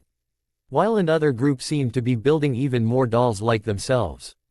As one could easily surmise, these were no ordinary dolls, nor were they technically voodoo dolls. Naruto liked to refer to them as proxies. Dolls possessed by spirits subservient to the Loa, and by extension Naruto due to his contract. One of their first orders of business was to continue building their numbers and converting Naruto's apartment complex into a worthy shrine for the Loa, a working laboratory for Naruto's magical experiments and training, and also a shop to possibly draw in more wayward souls. Heave ho! Heave ho! Came the collective chant of all the dolls as they milled about their business. There was suddenly a loud knocking coming from the apartment door, prompting the dolls to scatter and hide about in their patron's apartment. The door opened, revealing an aging man in his 60s or so with a beer gut and balding head. "Oi, brat. People have been complaining about weird lights and noises. What the hell are you doing in here?" the landlord asked as he barged inside.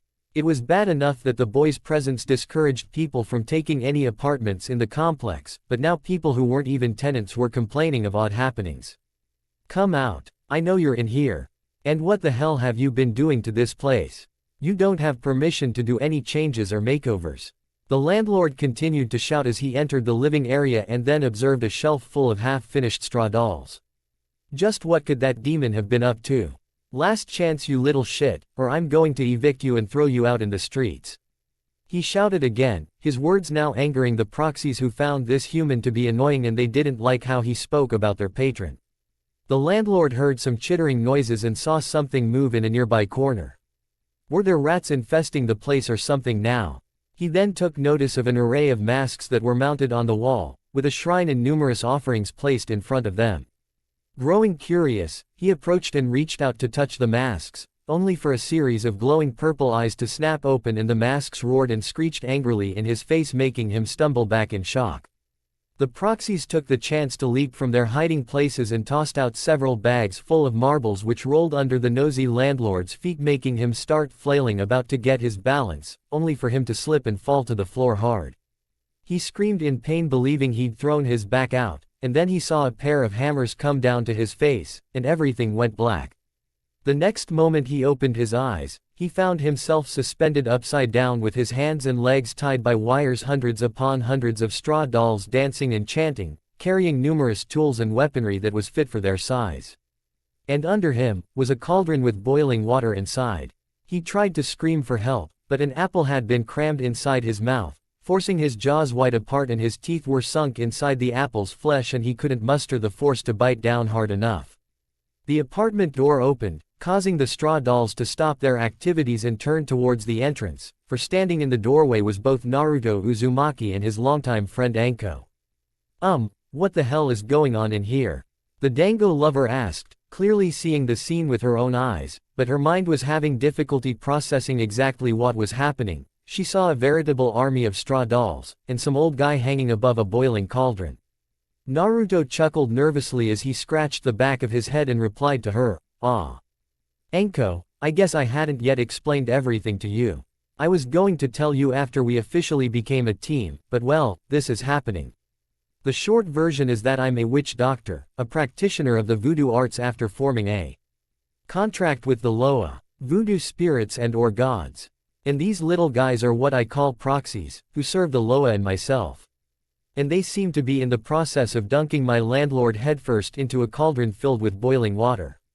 The snake mistress was silent for a few moments and then knelt down and tickled the belly of one of the proxies, making it let out a squeaky giggle. "Ah. They're cute," she gushed, finding the little dolls to be utterly adorable, causing them to begin giggling more with their body language showing that they were now feeling bashful and happy at the praise. "They may look cute, but they're pretty devious. Still, they're very productive and loyal workers. And you took the news surprisingly well, all things considered," the blonde pointed out, since he was sure that Anko would at least be shocked by the revelation of his new powers. "Not sure if I believe in voodoo or hoodoo or whatever it is you do. But I do have a piece of Orochimaru's soul living inside my neck, so I'll give you the benefit of the doubt. Let me take a guess and say that you needed something to help give you an edge, yeah?" she asked at the end, causing the blonde to nod since she hit the nail on the head. Fortunately, she was a fairly open-minded individual. "Hey fellas, can you bring me these ingredients?" I need to make some special adjustments to one of my voodoo dolls. Naruto asked and then wrote down a list of ingredients on a slip of paper and gave it to the proxies. They saluted and happily chittered as a group retreated into the back with the list, and a few moments later returned with a picnic basket filled with the requested items. Voodoo dolls, huh? The kind that you stick with a needle and the person actually feels it? Enko asked, having heard stories of such magic and seen it in movies and such things. The same, but it's also possible to use the dolls for other things. We'll be turning Sakura's into our own little spy to gather information for us. Naruto replied as he accepted the basket from the proxies who were bowing respectfully to him. Noise. Sue, what about your landlord? Should we get him down or something? The snake user asked, pointing towards the still screaming civilian that they had been ignoring, his face turning red due to the blood rushing to his head and his own anger and distress. Nah, he's an asshole that's been looking for an excuse to kick me out for ages. Plus, if the current state of this building is anything to go by, he's a crap landlord. Mind if I crash at your place, Enko-chan? These guys are doing some construction projects for my apartment and it'll be difficult for me to work with all the noise. Naruto asked with a chuckle. Feel free to swing by anytime, for any reason. Now let's see about making Mini Sakura our little spy. Enko spoke excitedly and then pinched the blonde's butt, making him jump a bit, while the proxies let out perverse giggles. The blonde tipped his hat to the purple-haired woman and winked at her before addressing the proxies, fellas, as you were. With that, the two pariahs departed and the little straw dolls resumed their ritualistic dance and began to lower the landlord into the boiling water. Today was just another day for Naruto, and great changes to the world were fast approaching. But first things first, they needed to help an innocent victim. Sakura yawned tiredly as she rubbed her eyes, her stomach growling since she had skipped breakfast and she was now starting to deeply regret it. She looked over towards Sasuke, who was in much the same boat as she was, although he seemed to hide it better since he was scowling as per usual. The only ones missing were Naruto and their senseis. Where could they be? She wanted to get this stupid test over with and get something to eat. She was already skinny enough as it was. If she lost any more weight she could end up a skeleton. Morning. Came the curt greeting of a familiar voice. The Pinkett looked up and saw the form of Naruto standing next to her, a small smile on his face as he tipped his hat to her. The Pinkett gave a half-hearted greeting as her stomach rumbled loudly, which made Naruto chuckle a bit. Uh-oh. Grumbly tummy. I had a strong feeling this would happen. The witch doctor spoke, then placed a picnic basket full of bentonite on the ground and continued to speak. You better eat. A ninja can't fight on an empty stomach. Oi, Sasuke, I may hate your guts, but you can have some too. At that, the Uchiha scoffed loudly and muttered something about how Uchihas don't accept charity. While Sakura swallowed hard as her stomach roared louder than ever. She was quite touched by Naruto's generosity and kindness, but she was still hesitant to accept. But Kakashi-sensei said we shouldn't have breakfast. Sakura pointed out, prompting the Jinchuriki to lazily twirl his cane while shaking his head. Au contraire, chérie. He said that he recommended it. He didn't give us a direct order not to. That aside, if you were performing any kind of test, wouldn't you want to have a full meal and be prepared for it? Naruto asked in a rhetorical manner, making the Haruno realize he had a strong point. Without a proper meal in her belly she wouldn't be able to think or function properly. Can I have a bento please? She asked politely, not wanting to anger the one who was offering her food. The blonde gave a warm smile and used the tip of his cane to gently push the basket towards the Pinkett and replied, knock yourself out. I already ate. With that being said, Sakura wasted no time in opening the basket and fished out a bento and popped it open. She hungrily scarfed down the contents with gusto and enjoyed the home-cooked meal. A few minutes and bentos later Sakura was now lying on the ground with her belly animatedly bulging out a bit as she sighed in satisfaction. That was just what I needed. Thanks a bunch. I owe you big time. She spoke with a smile, which faded a bit as she muttered, I owe you for a lot really. Naruto only tipped his hat to her and replied, think nothing of it. Just being a good teammate and all, plus I think you have enough to worry about without me making things harder for you. His response made the Pinkett pale a bit since she knew exactly what he meant by that. Sensing her fear the whiskered teen spoke, relax. I'm not gonna get you in trouble or anything. You want to talk about it? He asked politely, but the pinkett quickly shook her head negatively. He could only shrug since he couldn't force it out of her. She then took notice of some dark circles developing under his eyes. Naruto, did you sleep any last night? She asked, making the blonde chuckle and wave his hand in a dismissive manner as he replied, appreciate the concern, but I'm fine. Stayed up late working on a special project. She pursed her lips for a moment, hoping that he would be fit and ready for whatever test their teachers would throw their way, but for now she'd have to take him at his word, and perhaps more importantly, there was something that was bugging her. Hey Naruto. Why are you being so nice to me all of a sudden? I was utterly horrible to you, so you don't have to act all sweet. She pointed out with a somber expression. The Jinchuriki adjusted his top hat and replied to her, true. I don't have to. But given certain circumstances that came to my attention, I've decided to be the bigger man and forgive and forget any petty grievances we had in the past. Though please indulge my curiosity, do you really like Sasuke? At his question the pinkett scoffed and ran a hand through her hair with a frown. Hell no. Sasuke is rude, callous, thinks way too highly of himself, and he has no respect for anyone, much less women. Sakura grumbled low enough that the Uchiha couldn't hear, though she doubted he was paying any real attention. At her words, the Uzumaki smirked a bit since she had hit the nail on the head. A part of him wondered if most of the fangirls were attracted to Sasuke because he was unattainable or because they were masochists that enjoyed how coldly he treated them. Who was to say? The only legit reason anyone would pursue the Uchiha was undoubtedly his money. True, he was good looking, but he was about as cuddly as a cactus. You could try embracing it, but it certainly won't end well. A few minutes later, their senseis finally arrived. Anko had a sadistic smirk on her face while Kakashi was giving a friendly eye smile.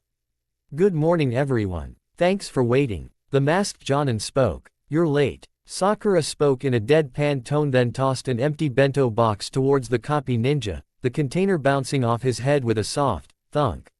He sweat dropped a bit and chuckled since he kinda deserved that, but the truth was both he and Anko were observing how their team acted when they weren't present. And he was pleasantly surprised that Naruto acted thoughtfully and in a mature manner. Sakura seemed to be getting along with the blonde in spite of numerous stories suggesting they hated one another in the academy, although Sasuke, quite unsurprisingly, seemed to have deliberately made himself the odd man out. His overinflated ego and belief in Uchiha superiority would be factors the Jonin would have to take careful consideration of. Well, now that we're all present we can get started.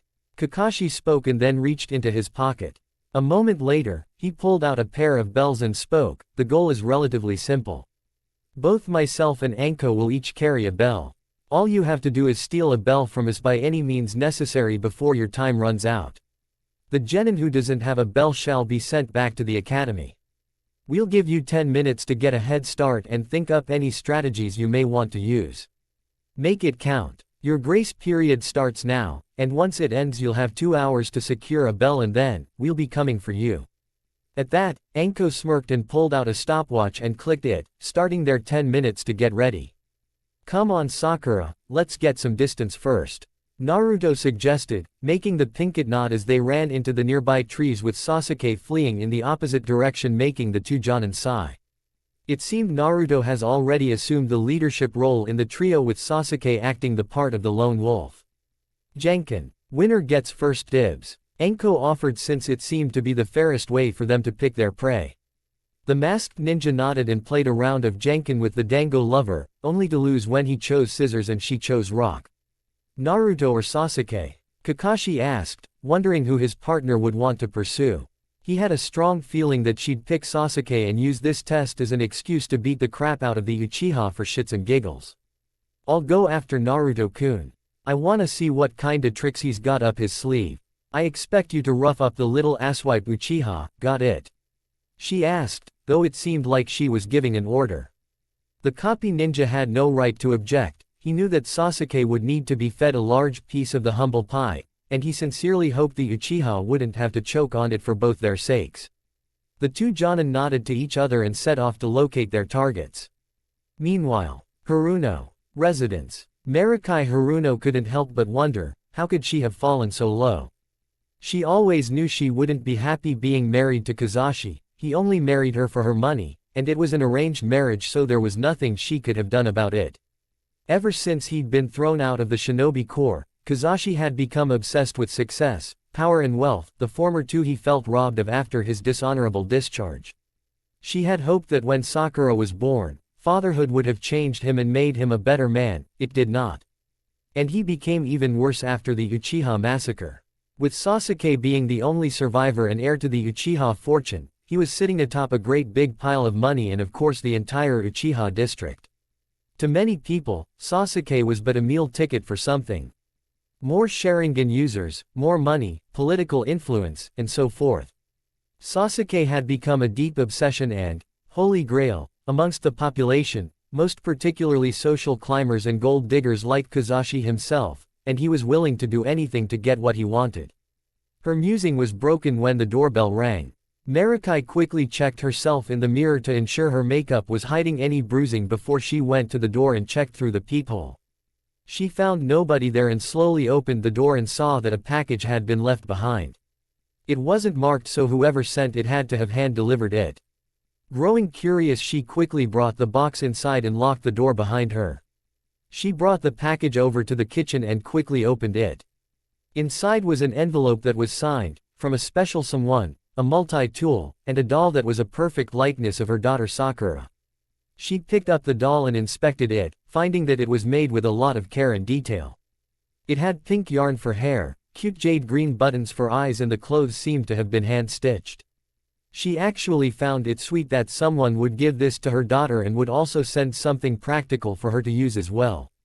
But who sent it? She very much doubted that Uchiha boy would be able to make something so precisely and delicately like this. She wanted to tear open the envelope and see if it provided some clue, but she decided not to since it was her daughter's business and she didn't want to snoop any further than she already had. She picked up the doll, multi-tool and envelope and took them to her daughter's room and gently placed them on her bed for her to find when she got back. For now, she had to enjoy whatever peace she had while her husband was out schmoozing the daimyo, trying to get into the man's inner circle. She sighed and left Sakura's room and shut the door behind her. When she was gone, the Sakura doll sat up on its own and picked up the tool under its arm and hopped off the bed to begin investigating for the boss. It saw a diary on the other side of the room, sitting on a nearby desk. Seemed like a good place to start. The doll hopped off the bed and scurried over, easily climbing up the chair leg and scurried up onto the seat. It then used the soft cushion to bounce up and land atop the desk right in front of the diary. It then opened the diary and began skimming over the contents. The first few entries were scribblings and crayon drawing that a child would make, so it skipped on ahead to later pages, and then found something much darker. 3/14. Dad is yelling at Mom again. I can't understand what they're saying. But it sounds bad. Mom seemed really upset when she saw my back. I told her I'd been bad and Dad had to punish me with his belt. Why did he do that? I can't remember what I did to deserve it. She didn't say anything but she looked scared. Then hugged me. And then she told me to stay in my room and never come out. 3/15. Mom is in the hospital. I heard a loud crash last night and saw flashing red lights outside my window. Dad told me to say that she fell and a vase fell and hit her. He made me clean up and throw away the broken vase and scrub the carpet. There was a lot of blood, my hands don't feel clean anymore. No matter how much I wash them. 5/23. It has been a while since my last entry. My mom finally came out of the hospital a week or so ago. She acts like nothing happened, but she seems scared all the time. I know Dad hurt her and is bullying her. I want to do something. 5/26. I did something. I tried to call the authorities, but Dad hurt me. Bad. I think my arm was almost broken. Then he hurt Mom even more. I think I heard something snap. He said that if I tried to do it again, he'd do even worse to her. Then he told Mom if we ever tried to leave. I don't think I want to write that part down. I'm scared. I don't like it here. This isn't a family or a home. It's a prison. 6/19. I'll be starting at the academy today. I'll get to be a kunoichi once I graduate, but I'm scared all the time when at home. Kazashi wants me to try and hook up with some Sasuke kid. I remember the Uchihas, a lot of them reminded me of Kazashi. I don't like them. 6/20. Second day in school. I talked to this Naruto kid today. He seemed nice. He didn't tease me or make fun of my forehead. Kazashi tells me to bully him and beat him every chance I get. I don't understand why. What's his beef with Naruto? I don't get it, but I don't want mom getting hurt. I have to do what he says. I wish it didn't have to be this way. I wish that Kazashi would just die. The doll quietly growled as it found the occasional signs of teardrops and blood amidst the later pages. It noticed how Sakura went from calling her father, dad, to Kazashi, and that the man himself was using both mother and daughter against each other to force them into compliance. It ripped out a blank page from the back part of the diary and grabbed a pen that was resting inside a mug on the desk. It scribbled something on the paper and tossed it to the floor and then climbed over to the window and tapped on the glass with the multi-tool. A few proxies peeked around the corners as the Sakura doll hopped down to the floor and then held up the sheet of paper for the straw dolls to see. On the paper was written, "Abuse confirmed. Mother-daughter victims. Send reinforcements and alert boss." The proxies nodded to the spy doll and gave some quick salutes as they scurried off to the side with one of them tapping in Morse code on a pipe for the rain gutter above. On the roof, another group of proxies received the message and picked up a pocket mirror and pointed it towards another group of fellow proxies on another roof across the street and angled the mirror to flash the light in their direction. Then the next group passed it along by picking up a set of flags and communicating in semaphore. And so the news was passed from one group of proxies to the next, rooftop by rooftop, street by street, until it reached the main bulk of their forces in Naruto's apartment, whom they affectionately referred to as the boss. The last lookout was sitting at the window looking through a pair of binoculars when it saw the message. After receiving the news it had been waiting for, the proxy darted off, facing towards the vast and ever-growing army of straw dolls as they continued their revamping and construction of the boss's apartment complex and soon-to-be shop, lab, while others continued building more and more straw doll bodies for more spirits to inhabit. Stufu. The lookout screeched, causing all of its fellow proxies to stop whatever they were doing and look in the direction of the shout. The lookout began angrily jabbering and wildly flailed its tiny arms about as it explained everything it had just learned. At that the other proxies quickly joined in and began screeching angrily, feeling furious that an innocent child and her mother was being harmed. Tu wo, foda basu, foda basu. The proxies chanted in unison and dropped their tools. They all ran towards a series of dumbwaiters and began to line up and form several large groupings. Each group took a dumbwaiter which was then quickly lowered down its respective shaft that they had built over time, which went all the way down to the sewers.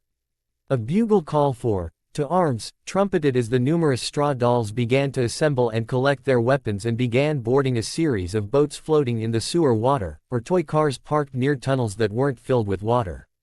Another bugle call came signaling charge, and the sounds of tires squealing along the floor and little motors revving could be heard as the proxies sped off to the Haruno residence with all haste, the little straw dolls gibbering and buzzing like a swarm of angry hornets that were out for blood as they sped off. Meanwhile, in Naruto's apartment, the Loa sent a telepathic message to their contractor to alert him of the situation. It appeared the proxies were a little too quick to act and felt the need to keep young Naruto in the loop. Meanwhile, Training Ground 7. Naruto couldn't help but chuckle a bit, which made Sakura quirk up an eyebrow and ask, "What's so funny? You do realize that we're in the middle of what might be our most important test, right?" The pinkett pointed out with a twitching eyebrow. The blonde smiled apologetically and replied, "Sorry. I was just thinking that my late-night project may have worked a little too well." "Now what were we discussing?" he asked, since the Loa's telepathic message made him forget what he was previously talking about with the Haruno. She gave a disgruntled sigh and flicked him on the forehead to snap him out of his stupor as she spoke, "Wake up already, Baka. You were about to tell me what you knew about our senseis. How are we supposed to get the bells from them?" The whiskered teen snapped his fingers and muttered, "Ah.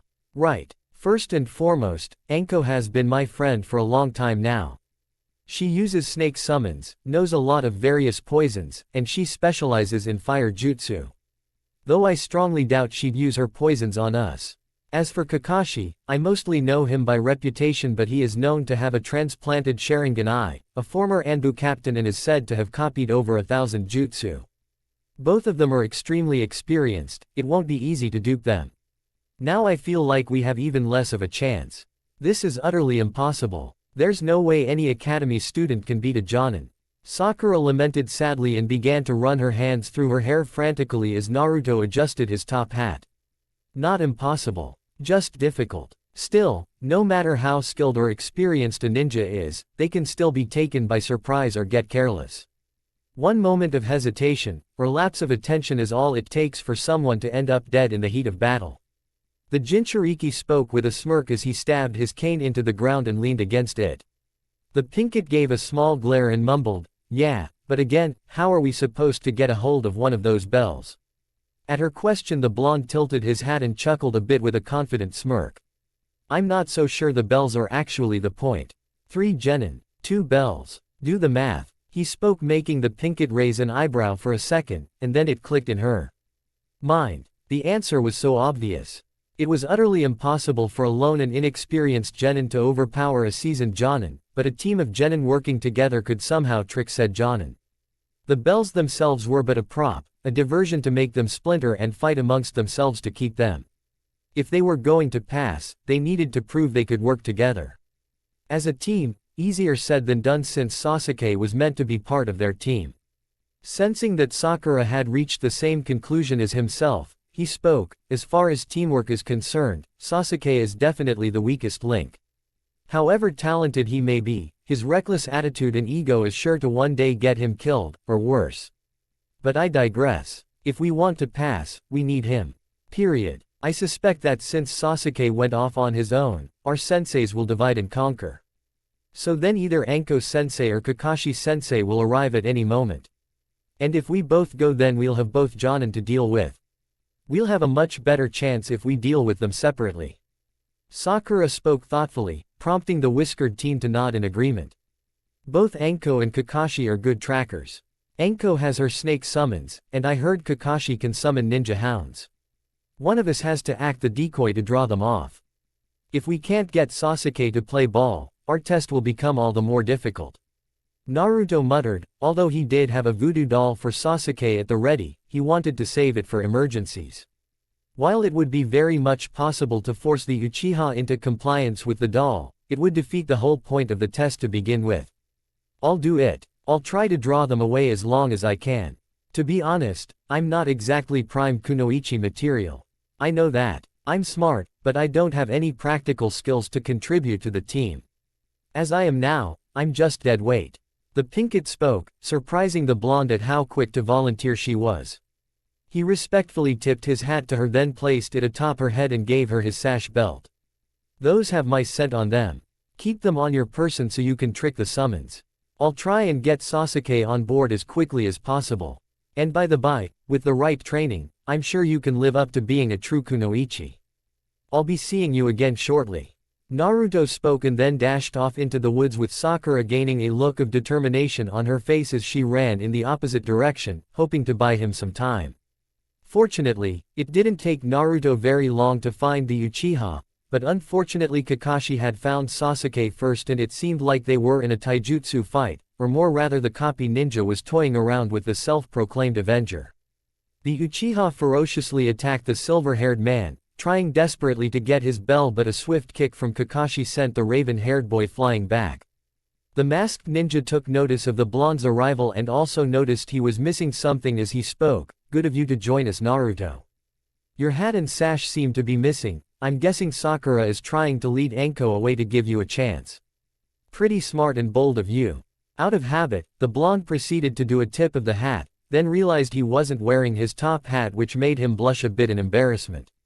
The blonde turned towards the battered and bruised Uchiha and spoke to him in a snarky manner, "Having some trouble there, Uke-kun? You look like you could use a helping hand." Sasuke glared angrily at the witch doctor in training and gave a sneer as he quickly brushed off his clothes and assumed his clan's taijutsu stance. "Shut it, Dobi. I don't need any help. Least of all from you." The Uchiha shouted, clearly believing he could handle the copy ninja all on his own, but both the blonde and the Jonin himself knew better.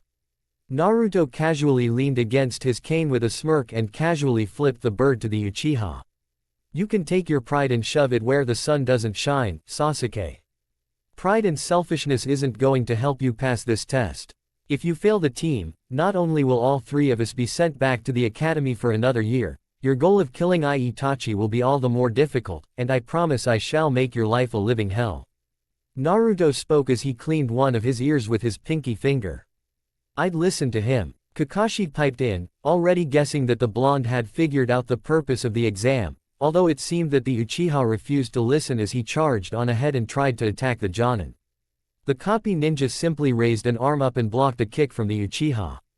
The Jonin smirked beneath his mask at the Uchiha's vain attempt, and then sensed another attack coming at him. He ducked down as a flash of steel appeared overhead, cutting off some of his hair as the Uzumaki seemingly flew past him before landing a short distance away. Nice try, but no cigar. Kakashi spoke. He had to admit that the blonde was smart to use the momentary distraction as a window to strike, but he underestimated his reflexes. A small laugh could be heard from the whiskered teen as he held a few strands of the copy ninja's hair between his fingers and replied, "On the contrary, sensei, I have exactly what I need." The Jonin quirked up a lone eyebrow as he quickly grabbed the Uchiha's leg and tossed him in the blonde's direction, who sidestepped the Uchiha's form and chuckled when he landed in the dirt. "Okay Uke-kun, I have what I need for us to achieve victory, but I'm gonna need you to help me with this technique." Naruto spoke with a malicious grin, which sent chills down the copy ninja's spine since it reminded him of Kushina when she was in her prime. "Why should I ack?" The Uchiha choked when the blonde shoved the copy ninja's hair down his throat and forced him to swallow it. "Shut the fuck up and eat it Uke-kun. Secret art. Living voodoo doll." Naruto spoke and then yanked his fingers out from the Uchiha's mouth and then wiped them on the Avenger's shirt with a disgusted grimace. The Uchiha leapt to his feet and was about to scream at the Uzumaki, but the Jinchuriki reared his leg back and then kicked Sasuke in the groin, hard. Both Kakashi and Sasuke's bulged out of their heads as they sank to their knees. "Holy shit." The masked Jonin whimpered out as he saw the blonde approaching him and then plucked the bell off of the Jonin with a smirk. The scarecrow could do nothing since he was too busy clutching at his groin, trying to make the pain go away. Kakashi wasn't sure how, but he guessed that the blonde used the hair sample he took to form some kind of link with the Uchiha, and then used that link to make him experience whatever pain the Uchiha felt. And thus, his current incapacitation was the result. "I thank you for your noble sacrifice Uke-kun. There's a good man. Way to take one for the team." Naruto spoke with a laugh as he happily slapped the Avenger on the back. Sasuke seemed like he wanted to say something, but his voice didn't seem to be working properly at the moment. "Aw man, I missed the fun," spoke another voice that could only belong to Anko, who was carrying a bound and gagged Sakura, who had an apologetic look on her face for being caught so quickly. "Seems you now have a bit of a hostage situation. Gonna risk the safety of your teammate?" The Dango lover asked with a grin and slapped the Pinkett on the butt, making her jump a bit. The snake user eyeing the bell that her favorite blonde had recently procured, suggesting that she wanted to trade the bell for Sakura. As this went on, Kakashi had to give props to his partner for putting the Uzumaki in a difficult situation. "She's right. Either hand over the bell, or sacrifice your teammate." Kakashi spoke and forced himself onto his feet, the pain in his genitals easing off enough that he could at least move now. Naruto smirked as he scratched his nose and shook his head negatively. "I refuse those options. I elect for a third one, bribery." Naruto spoke and seemingly produced the basket he had earlier out of nowhere, then fished out one of the bentos from the bottom of the basket. He then popped it open and revealed some dango, then continued to speak. "Naruto Uzumaki's special secret recipe homemade dango. Just for you Anko-sama. Just kindly hand over your bell and pinkie pie and they're all yours." "You can't be serious. You can't just bribe a..." Kakashi tried to speak but was cut off when the snake user dumped the Haruno to the ground and gave the whiskered teen a bell before accepting the bento full of dango from him. "So easily." The copy ninja yelled in shock, surprised that Anko had so easily taken the bribe of dango. However, from the smell of them they must have been absolutely delicious. Naruto smirked triumphantly as he used his cane sword to cut through Sakura's bonds and let her loose as he held up the bells in victory. "Seems it's my victory. Hey Kakashi, earlier you said that the genin that doesn't have a bell will be sent back to the academy." The blonde spoke, which earned a nod of confirmation from the copy ninja. "Correct. Now it falls to you to decide who gets to stay," Kakashi replied, knowing that this would be the major tipping point in Team 7's test. How would Naruto respond now that he had the power to choose the fate of his teammates? In response, Naruto took his cane sword, tossed a bell in the air and sliced it right down the middle. He caught both halves in an open palm, then clenched his fist around them. He muttered something under his breath and a green light flashed in his fist for a moment. When he opened his hand again, it showed that the halves had somehow become 2 new bells, giving the blonde a total of 3. He tossed 2 of the bells to both Sakura and Sasuke, and kept the third for himself. So then, we all have a bell now. The Uzumaki pointed out with a shit-eating grin. Kakashi's sweat dropped at that. No one had ever actually managed to produce a third bell like that before. This was definitely a first in the history of Team 7's bell test. He had to give the Uzumaki credit for thinking outside the box, and from what he could tell, he had somehow prepared himself for a wide variety of scenarios, including a potential hostage situation. He was definitely a smart one like his father, and it seemed he had good leadership qualities as well. It seems that there isn't much choice in the matter. Team 7 passes, against my better judgment. Kakashi announced and turned his lone eye towards the Uchiha who was undoubtedly going to be the problem child in the group. He would need to keep the Uchiha on a tight leash. Fortunately he also had Anko's help to ensure Sasuke's cooperation. Thank Kami. It's finally over. Sakura muttered, grateful that the Jinchuriki had given her a proper meal which gave her the needed energy to draw off Anko, even if only for a short time. The Dango lover greedily chewed on her snack and spoke between bites, yep. We'll be starting missions tomorrow. Meet up at the mission office at 10:30 in the morning, and don't be late. Kakashi. I'm talking to you. The Sharingan user chuckled nervously and nodded his head, since it seemed that she wasn't going to let him be late any further. Now that we've passed we should celebrate. Let's go out and get steak or something. Sasuke, you're buying. Naruto spoke with a broad grin, earning nods of agreement from the rest of the team excluding Sasuke who was about to protest, but a swift jab to the throat, courtesy of the Uzumaki, silenced him instantly.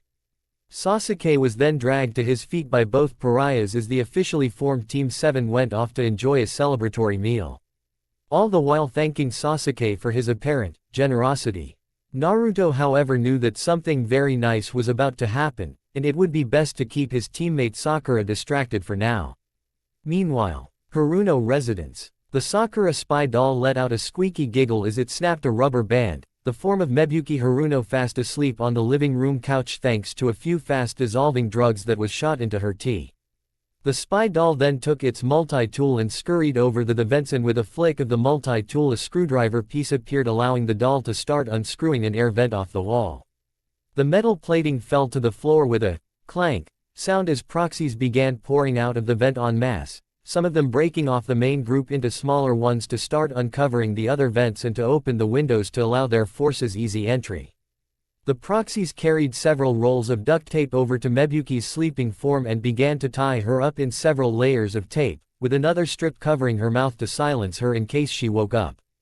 With their collective strength, the tiny straw dolls worked together to carry her over to a now opened closet and locked her inside, placing a wedge under the door so it couldn't be opened from the inside. As the minutes ticked by, the Haruno residence had become utterly flooded with the little forms of straw dolls. One proxy dressed in little black robes stood on the kitchen counter standing next to a photograph of their target, the eyes on Kazashi's picture being replaced with X's and devil horns drawn on his head. The black-robed proxy seemed to be making a grand speech as it gibbered away while the others all listened intently, occasionally nodding their heads in understanding. The Sakura spy doll appeared from behind the picture and gave its own speech, angrily jabbering as it pointed towards Kazashi's photo, earning collective boos and jeers from the straw dolls. Some of them even threw their weapons at the picture, a series of needles, scalpels and other assorted weapons now piercing through the picture and its frame. The black-robed proxy then raised its little arms into the air as if it were speaking a prayer, with all of the dolls following suit. Then the black-robed doll shouted, "Fotobasu." At that, the other dolls all joined in the chant, shouting, "Fotobasu." After that, they all scattered throughout the apartment and began to hide wherever there was room for them to fit, under furniture, in cabinets and closets, out of sight in the other rooms as they waited for their target to appear. A short while later, their target finally arrived as he opened the front door and entered inside, locking the door behind him. He was whistling a happy tune to himself, obviously in a good mood for some reason. "Mebuki. Sakura. Get out here," the pink-haired man shouted as he walked deeper into his home. Unknown to him, he was walking even further into a death trap.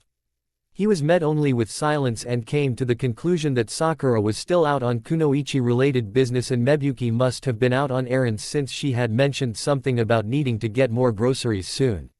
He then stopped as he took notice of a picture on the kitchen counter that was now riddled with small weapons and scars after it had been mutilated. "Who the hell did Tog?" he screamed at the end as something sliced through the back of his ankles, forcing him to his knees. The sounds of wild chittering and squeaky giggles could be heard as scores of tiny straw dolls came running out from their hiding places and surrounded him. The ex-shinobi yelled out in surprise as they started throwing their weapons at him, causing knives, scalpels and other small weapons to cut into his flesh, with some of them managing to stick into his body. There was a sudden put-put sound as the pink-haired man felt something pierce deep into his buttocks, making him yelp and turn around. He saw several groups of the dolls holding up some nail guns. They giggled sadistically at him as one pulled the trigger and began firing nails at him. He was peppered and pierced by numerous projectiles being fired and thrown at him, forcing him to crawl away towards the entrance, which was likely his only means of escape. He cursed himself for going soft as a politician, but he still remembered his jutsu techniques. He began to run through hand signs to clear away these accursed dolls, but one in a black robe appeared and began chanting in a strange language. A green mist appeared, and as soon as the ex-shinobi inhaled it, he felt strange. When he finished the final hand sign, he attempted to unleash a fire technique to burn the straw dolls away, only for it to fizzle out. He wasn't sure how, but he knew they had somehow cut off his ability to properly use his chakra. In desperation, he forced himself to his feet and hobbled over to the door, then lunged forward, his shoulders slamming into it with enough force to break it open. The proxies quickly gave chase after him, refusing to let him escape as they continued throwing their weapons at him and fired more nails in his direction. The Haruno ran out into the street as fast as he could, trying his best to avoid falling to the ground as he ignored the pain in his ankles. His tendons screaming at him from the pain. He heard a series of bugle calls and looked over his shoulders and saw dozens of toy cars driving towards him, some of the bigger ones dragging wagons behind them with more nail guns and dolls pointing their weapons at him. He continued to limp and hobble away, but he couldn't move fast enough to escape them as a barrage of nails continued to pierce into his body, turning him into a human pincushion. His vision started to blur as he was losing a lot of blood. A pair of toy cars with a long jump rope tied to them circled around his legs, the jump rope binding them and making him trip. "Foda Basu!" came a collective shout as the bugle call continued to play and trumpet. The sounds of pained screams could be heard as Kazashi was shot, pierced and stabbed to death in the village streets. "What the fuck?" came the shout of Kiba Inuzuka, as he and his team arrived, having heard the sounds of Kazashi's screaming. Kurenai then shouted, "Stay back. I'll handle this." She drew a kunai and began to run through hand signs, then she stopped as the army of straw dolls suddenly began to retreat as a sunset bugle call could be heard. The toy cars sped away while the dolls that were on foot began to throw themselves down into the sewer drains and vanished out of sight. The genjutsu user decided to let them go and ran over to Kazashi, who was wheezing, gasping and twitching. His body being riddled with hundreds or even thousands of tiny stab wounds and cuts with nails and other small cutting tools poking out from or piercing his flesh. After a few seconds, the light left his eyes and he stopped moving altogether. The genjutsu mistress pursed her lips for a moment, knowing there was nothing she could have done. "Holy crap, that looked bad, like real bad," Kiba muttered as he and his teammates approached, with his canine partner letting out a spooked whimper. "My insects are telling me those dolls were far from ordinary. The chakra in them felt strange and alien. Ancient even. It is difficult to describe."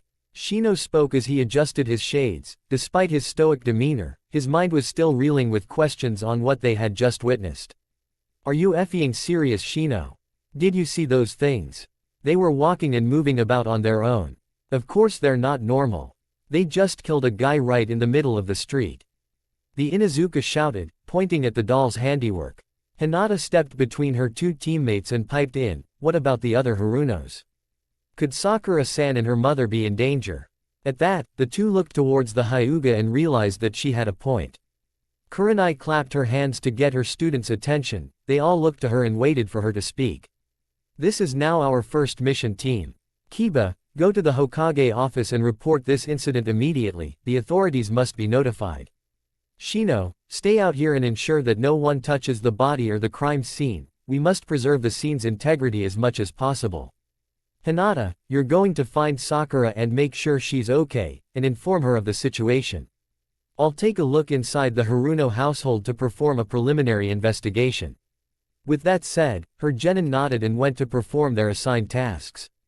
The genjutsu mistress couldn't help but pinch her nose and sigh, never could she have guessed that a murder would be amongst the first things that her team saw.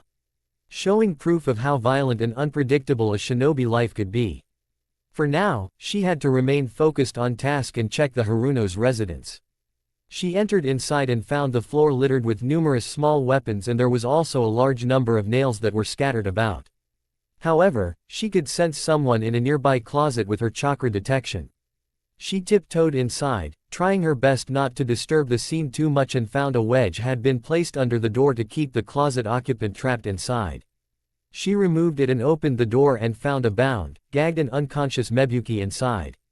From the looks of it, the Haruno's assailants didn't seem interested in harming the blonde woman, it was likely that her husband was their main target. She then noticed that there was something taped to Mebuki's form, some kind of diary, and it seemed like certain pages had been bookmarked. She carefully removed the book and then checked the marked pages, and couldn't help but gasp in horror and cup a hand over her mouth. The Hokage would need to see this immediately. Meanwhile, in another part of Konoha, the Loa were smiling in content. Another soul had been claimed, a truly foul one no less. And they were certain there would be many more to come. Hiruzen had seen much death over the years, largely due to his occupation as a shinobi. He had been directly and indirectly responsible for the deaths of both allies and enemies over his career. He always regarded death with a certain degree of professionalism, knowing full well that it was a natural part of the job. But never before had he taken any form of pleasure in the death of another human being, until today. He stared down at the form of the deceased Kazashi Haruno, which was now covered by a blanket. For many years now, the man had been a perpetual thorn in the Sandame's side and, according to many, was one of the main reasons behind the festering corruption within Konoha. Hiruzen certainly wouldn't miss his longtime enemy, most especially after learning that Kazashi had been abusing his family for years, as evidenced by the highly graphic and detailed contents within Sakura Haruno's diary. He had only been given a brief summary by Kiba Inuzuka, who had briefly babbled about Kazashi being killed in the streets by little 6-inch dolls driving toy cars. As ridiculous as it sounded, not only had there been a prior sighting of these dolls from the Mizuki incident, but also knew it had to be possibly linked to Iruka's death. Upon his arrival to the Haruno residence with his Anbu, Kurenai had filled him in on the rest, and said that she had found Mebuki Haruno unconscious and tied up in a closet with her daughter's diary taped to her body. This not only showed that Kazashi was the sole target, but it seemed like the killer wanted them to know the specific reason why Kazashi had been killed. It would seem that their mysterious killer operated with a vigilante mindset, and the dolls were likely his minions. According to Kurenai and her team, the dolls quickly retreated into the sewers when they attempted to interfere. To be honest, it actually made perfect sense. The sewers were likened to that of a highly intricate maze, much like the insides of an anthill, but if one knew how to navigate those tunnels, it is entirely possible to get virtually anywhere you wanted in Konoha, assuming you were small enough to fit in the smaller pipes and had the stomach to walk through all that filth, though for those dolls it wasn't an issue, not to mention it was likely their only means of being able to move about the village completely unnoticed, especially in great numbers. But who was their master? So far, it seemed this vigilante hasn't killed without just cause and hasn't yet attacked any innocents. A part of him wondered if this unknown person would be suitable for the Anbu division. After all, it wouldn't be the first time that any shinobi village has recruited a potential shinobi with questionable moral character but undisputed capabilities. So long as this vigilante doesn't harm innocents, then he didn't see any real problem with recruiting them to his village's ranks. Sometimes, a cage needs someone that can make certain problems disappear. Minato had Kushina after all, and while the Yondaime was hesitant to unleash his wife on anyone, just having her close by served as warning enough not to cross either of them. And if need be, well, let's just say Kushina was very good at her job. Hokage-sama. The form of Kurenai asked, breaking the sandame out of his musings. He cleared his throat for a brief second then turned towards the genjutsu mistress, his face a stony mask. My apologies. I was just thinking about something. You were saying Kurenai-san. The raven-haired woman replied, of course. I just mentioned that I sent my student Hinata to send word to Sakura of what transpired. At her report, the Hokage gave a brief nod of acknowledgement as he glanced over towards the form of Mebuki who was sitting off to the side wrapped in a security blanket as she tried her best to answer the Anbu's questions, but it seemed that she couldn't remember anything noteworthy. Only that she fell asleep and woke up in the closet after being found by Kurenai. Hiruzen stroked his goatee a bit in thought as he came to a simple conclusion. Regardless of how this investigation turned out, at least one notable menace was now out of the way. Additionally, there was a strong likelihood that there would be some form of fallout and it would be best to be prepared for it. Meanwhile, way to be a good teammate Sasuke. Treating us all to lunch. What a pal. Naruto spoke in a boisterous tone, roughly slapping the Uchiha on the back several times as the raven-haired boy's eye twitched in obvious annoyance. I didn't agree to any of this. You took my wallet. The Uchiha complained, glaring harshly at the forms of Anko and Naruto, the latter waving around the Uchiha's wallet which was quite full of cold hard cash. Ah, cheer up Sasuke. We're now celebrating since we're a team. Don't spoil the mood. Kakashi spoke with his signature eye smile, though it was still amusing to see the Uchiha's current state. Bring on the steak. I'm ready to chow down. Sakura spoke excitedly as she grinned in anticipation for the meal. Her cheerful mood being easily noticed by everyone. You seem happy. Something put you in a good mood, Sakura-chan? Naruto asked as he gently tipped his hat to her, easily sensing the warm and fuzzy vibes basically rolling off of her. Plus, he had a very good idea why she was so happy, even if she herself wasn't yet aware of it. I dunno. I just feel so happy all of a sudden. And not just because we passed our sensei's test. Something good must have happened. The Pinkett spoke with a smile. As the newly minted team -1 enjoyed the atmosphere and small talk, Naruto saw something flash outside the window. He glanced in the direction of the flashing light that seemed to be coming from a rooftop and saw some of his proxy lookouts were using a mirror to reflect the sunlight to send a message in Morse code which translated as, "Mission accomplished." His earlier suspicions about Sakura's mood being confirmed since Kazashi was now dead and she was now free of him. All that was left was for the news to officially reach her, but he knew that would sort itself out. He gave a quick tip of the hat to the proxies and mouthed, "Job well done," to them, earning a series of salutes from the distant dolls before they vanished out of sight. And just in time too as the restaurant staff brought Team 7 their meals. The team gave a brief, "Itadakimasu," and began to dig into their steak dishes. Sakura especially seemed to be digging into hers with gusto, suggesting she didn't get to enjoy meals like this often. Slow down, Pinky. The steak's not gonna run off on ya. Anko spoke, trying to get the Haruno to slow down a bit, which seemed to work as the pink-haired Kunoichi gave a sheepish expression then slowed down her pace and started cutting her steak into smaller pieces to avoid the possibility of choking. It was at this point that they took notice of someone approaching their table, and it wasn't a waitress. It was one Hinata Hyuga, her face pale and she was currently panting for air, her disheveled appearance making it look like she had just run a marathon. "Sakura-san. I've been looking everywhere for you." The Hyuga heiress managed to wheeze out, her legs wobbling under her, making it appear she could collapse at any moment. Naruto smoothly slid out of his seat and swept up Hinata in a bridal carry so she wouldn't fall down. "Whoa now. Take a second. We don't need you passing out on us." The whiskered teen spoke in a concerned voice as Hinata blushed profusely from the close contact with her crush and gave a nod as she tried to catch her breath. "What's all the fuss, Hinata-san?" Sakura asked with a raised eyebrow. It seemed kind of odd that the Hyuga girl was seeking her out like this. They hadn't ever spoken much at the academy so they weren't exactly friends or anything.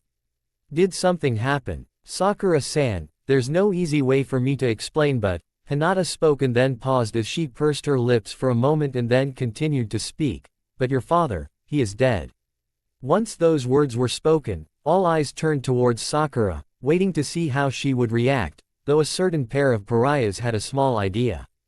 The Pinkett smiled coldly and snickered as she spoke in a bone-chilling voice, "It's about damn time." Most everyone present felt their hearts drop into their pelvis, or felt a strong urge to relieve themselves because of how nonchalantly the Pinkett took the news of Kazashi's death. Hell, she was now chewing some of her steak as if there was nothing wrong at all. Sakura, didn't you hear what Hinata said? She said your dad is dead. Kakashi asked since he had never ever seen someone take the news of a family member in such a manner. And why should I care? He was an abusive bastard. The Pinkett spoke with a grimace, which was quickly replaced with a sinister smile. Oh, and by the way Sasuke-kun, I never really liked you and I think you're an asshole. The Haruno added since her father was now unable to do her harm for anything she said or did that could jeopardize her relationship with the Uchiha. That part of her life was dead and gone as far as she was concerned. So, how did he die? I'd really like to know. Did he die in agony like a squealing piggy? The Haruno asked, showing off a darker part of herself that she had long repressed for so many years, and in the background, Enko was liking this new side of the Pinkett. It kinda reminded her of herself. He was attacked by dolls. They stabbed him to death. He looked like he was in a lot of pain before he died. Hinata surmised, the scene she described still burned into her mind since that was the first time she had seen a man killed in such a brutal manner. Sakura hummed in thought as she raised an eyebrow and glanced over to Naruto. The whiskered teen having an all too innocent expression as he winked at her flirtatiously. As far as she was aware, he was the only person that caught onto the fact she was being abused. However, there was no way for him to have done the deed during their test, unless he had some kind of connection to the aforementioned dolls. She decided not to ask him about it quite yet since she didn't want to implicate him. Well, this turned out to be an interesting day. Should we reschedule our meetup or anything, Sakura? Kakashi asked politely, earning a quick shake of the head from the Haruno. Nah, no need for that. I'm all set and good to go. She spoke excitedly, earning a small sigh from the copy ninja. He supposed that if she didn't need time to grieve for an abusive father, then it may be better to put her energy to more productive pursuits. Naruto. You can put Hinata back down now. Enko spoke, gesturing towards her favorite blonde who was still carrying the heiress. The Jinchuriki merely chuckled and replied to her, she hasn't asked me to do so. Are you jealous that you're not being carried like a princess or something, hubby Haim? The Dango lover playfully flipped him off since he wasn't wrong, while Hinata simply shrugged her shoulders as she enjoyed the contact with her crush. But she still couldn't stay since she needed to report back to her sensei and let her know everything was alright. Naruto-kun, can you please let me go? I need to meet back with Kurenai-sensei. As you wish, Hina-chan. Say hi to Nai-chan for me. The Uzumaki answered and gently released the heiress, allowing her to leave. Hinata bid everyone goodbye and then left. Once she was gone, the blonde Uzumaki asked, anyone up for dessert? And then proudly held up the Uchiha's wallet. Stop mooching off of me, you bastards. Sasuke shouted as he tried to snatch back his wallet, earning some chuckles from the rest of Team 7. The atmosphere becoming somewhat jovial again as they tried to move past the little scene they had just experienced. Kakashi and Enko shared a look and nodded to each other as they silently agreed that it would be interesting to see how this rendition of Team 7 would turn out. Once their dinner came to a close and the bill was paid, they all decided to head their separate ways for the night. The Uchiha was the first to get up and leave after finally retrieving his wallet back and left grumbling angrily to himself. The rest of the team chuckled at his expense, knowing full well that he wasn't lacking in money to burn. Naruto glanced over to his dear friend Enko and mouthed a quick, I'll see you later. Earning a nod of understanding from the Dango lover who gave a two-fingered salute and left so she could go home and chill for a while before tomorrow came. He then turned towards Sakura and asked, hey Sakura, would you like me to walk you home? The Haruno gave a thoughtful expression for a moment then smiled warmly and nodded since she appreciated the company, not to mention it would give an excuse to be alone with him and talk privately. The two genin then left together, leaving Kakashi to be the last one at the table who decided to take this chance to read a few pages from his favorite little orange book. Outside, both Naruto and Sakura walked together in a comfortable silence, any hostilities from their past having melted away. Though the silence didn't last for long as Sakura suddenly spun around, grabbed the blonde by his collar and roughly pulled him into a dark alleyway out of sight from the street and any potential passerbys. Whoa now Sakura-chan, if you want to have your way with me, there's a thing called love hotels, unless doing it outside or in public is your thing. The Uzumaki spoke teasingly, earning a small punch to his chest from the pinkett who chuckled at his joke. Hardy har har, baka. Now tell me the truth, it was you, wasn't it? She spoke in an accusatory tone, as though she were conducting an interrogation. Me? What did I do? I don't know what you're talking about. The whiskered teen spoke with a broad grin, the thinly veiled sarcasm earning a scoff from the pinkett. Oh, no. Don't give me that shit. I'm not a gullible fangirl, I never was. You were the first and only person to realize what I was going through, and now the old man is dead. Heck of a coincidence, wouldn't you think? She spoke with a dark chuckle. Is it? Who knows? Let's entertain the idea and say, and this is not an admission, that I did kill Kazashi Haruno, what are you gonna do about it? The blonde asked coolly, a coy grin on his face as his words earned an amused giggle from the pinkett. That depends. If you weren't involved, I'll just say it was my mistake and move on. Though if you did kill that bastard, then I would work hard to repay you for it. You want to use me as a sex toy? I'll lift my skirt up for you anytime, anywhere. You want to gather a few friends and gangbang me? I'll do it all with a big grin on my face as I take your loads. You want to use me as a broodmare? I'll pump out as many kids as my body can handle. She spoke in a serious tone, giving off a cocky grin as she released the blonde from her grip then straightened his clothes for him. Enticing offer. I could lie and take advantage of you. Naruto spoke the last part in a snarky voice, his words earning some laughter from the pinkett. Don't insult my intelligence Naruto baka. We both hid behind masks for years. And what's that old saying? You can't bullshit a bullshitter. Because I know for a fact you aren't the kind of guy to ever take advantage of a girl. She responded in a confident tone, earning a tip of the hat from the blonde since she had hit the nail on the head. Believe whatever you want to believe then Sakura-chan. The whiskered teen spoke with a charming smile, and then gave a small wink. Even if he didn't say it out loud, she knew for sure that he was the one responsible for her salvation. Now she and her mother were finally free of a monster. Sure, I'll do just that. I look forward to serving you and your needs. In the future. She spoke with a saucy grin and then cupped his crotch in her soft hands. Now if you'll be excusing me, I gotta start packing on a few pounds if I ever want to fill out and fix this stick figure of mine. She spoke and then gestured towards her flat chest and butt which didn't show off any curves.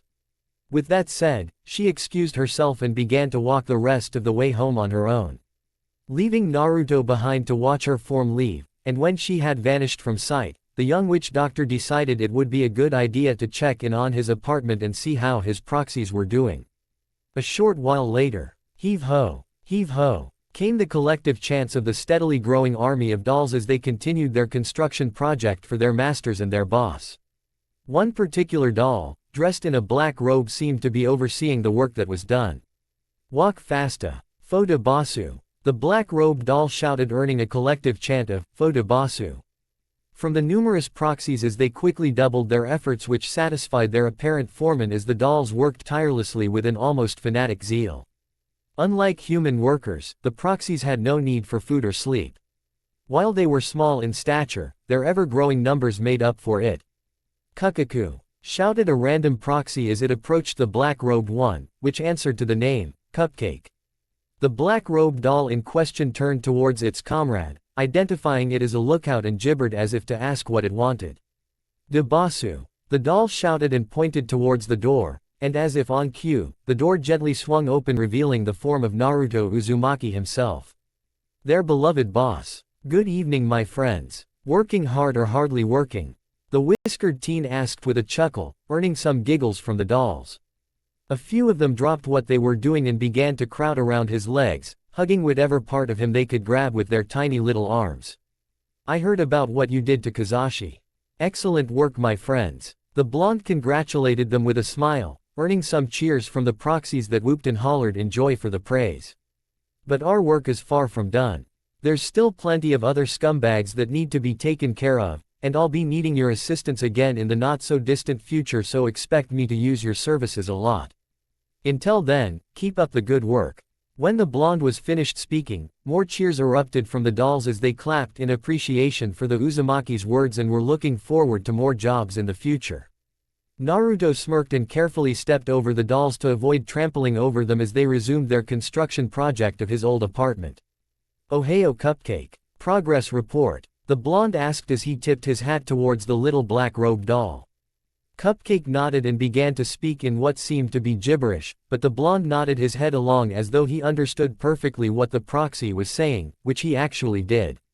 "Yeesh. Mold and stuff. Wood rot. I'm amazed that this place is still standing or hasn't gone up in flames or something," the blonde muttered as he glanced over at a group of dolls that were using some kind of device that looked like a cross between a lifting platform and battering ram armed with a sledgehammer to bust down the walls. He had to admit, those dolls were pretty creative when it came to finding ways of making up for their small size. Naruto then took notice that one particular doll seemed to be missing. "Where's the Sakura doll?" he asked with a raised eyebrow, prompting Cupcake to give his report on the subject. "Ah, so she chose to stay behind and keep an eye on things in the Haruno household. Makes sense, I guess. Who knows? Sakura may need a guardian angel's intervention in the future," Naruto muttered as he tipped his hat, earning some squeaky giggles from the proxies, a few of them recalling stabbing the noisy pink-haired man to death. That was more fun than killing the whiny silver-haired man. Naruto then smirked to himself a bit as he leaned against his cane, feeling rather triumphant with his success. Still, he'd have to be a bit more careful in the future on account of the fact that Sakura correctly connected the dots. So of course there may be others that could figure it out just as well.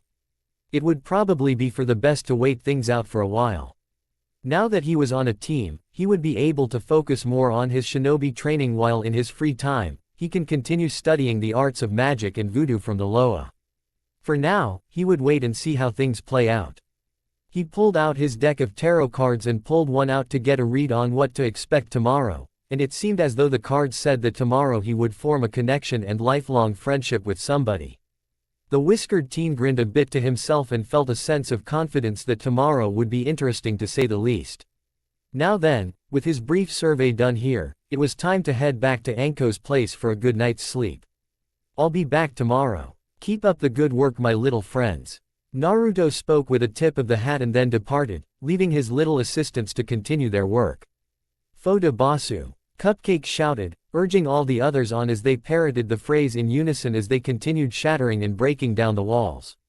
Their eagerness to please the Loa and Naruto shone as they worked with an almost fanatical zeal. They hoped that their patrons would like the place when it was finished. The next morning, in the mission assignment office, Hiruzen Sarutobi can be seen sitting behind his desk, smoking from his favored pipe as he oversaw the assignment of various missions to teams that were best suited for the chosen team. He then glanced over at his new assistant and asked, "How many more teams do we have to assign missions to?" His new assistant was none other than Tsubaki, the late Mizuki's girlfriend who now had a seal planted on the back of her neck to ensure her obedience and to keep her from escaping. She was currently serving her time in indentured servitude and community service until the time came for her chance at parole. While she wasn't directly involved in Mizuki's plot, the withholding of crucial information involving the theft still counted as a serious crime, hence her current station. "Just Team 7 Hokage-sama. They should be due to arrive any minute now, assuming Kakashi-san is on time," she murmured out at the end, earning a soft snort from the sandame since that was true. And he had to admit, Tsubaki had taken to her position rather well. If she continued to be cooperative, it was possible she may get parole early for good behavior. His brief musing was interrupted when the form of Team 7 entered inside. "Morning, old man. You seem to be in a good mood today." "Ah, and it's Tsubaki-san too," Naruto spoke as he tipped his hat to her.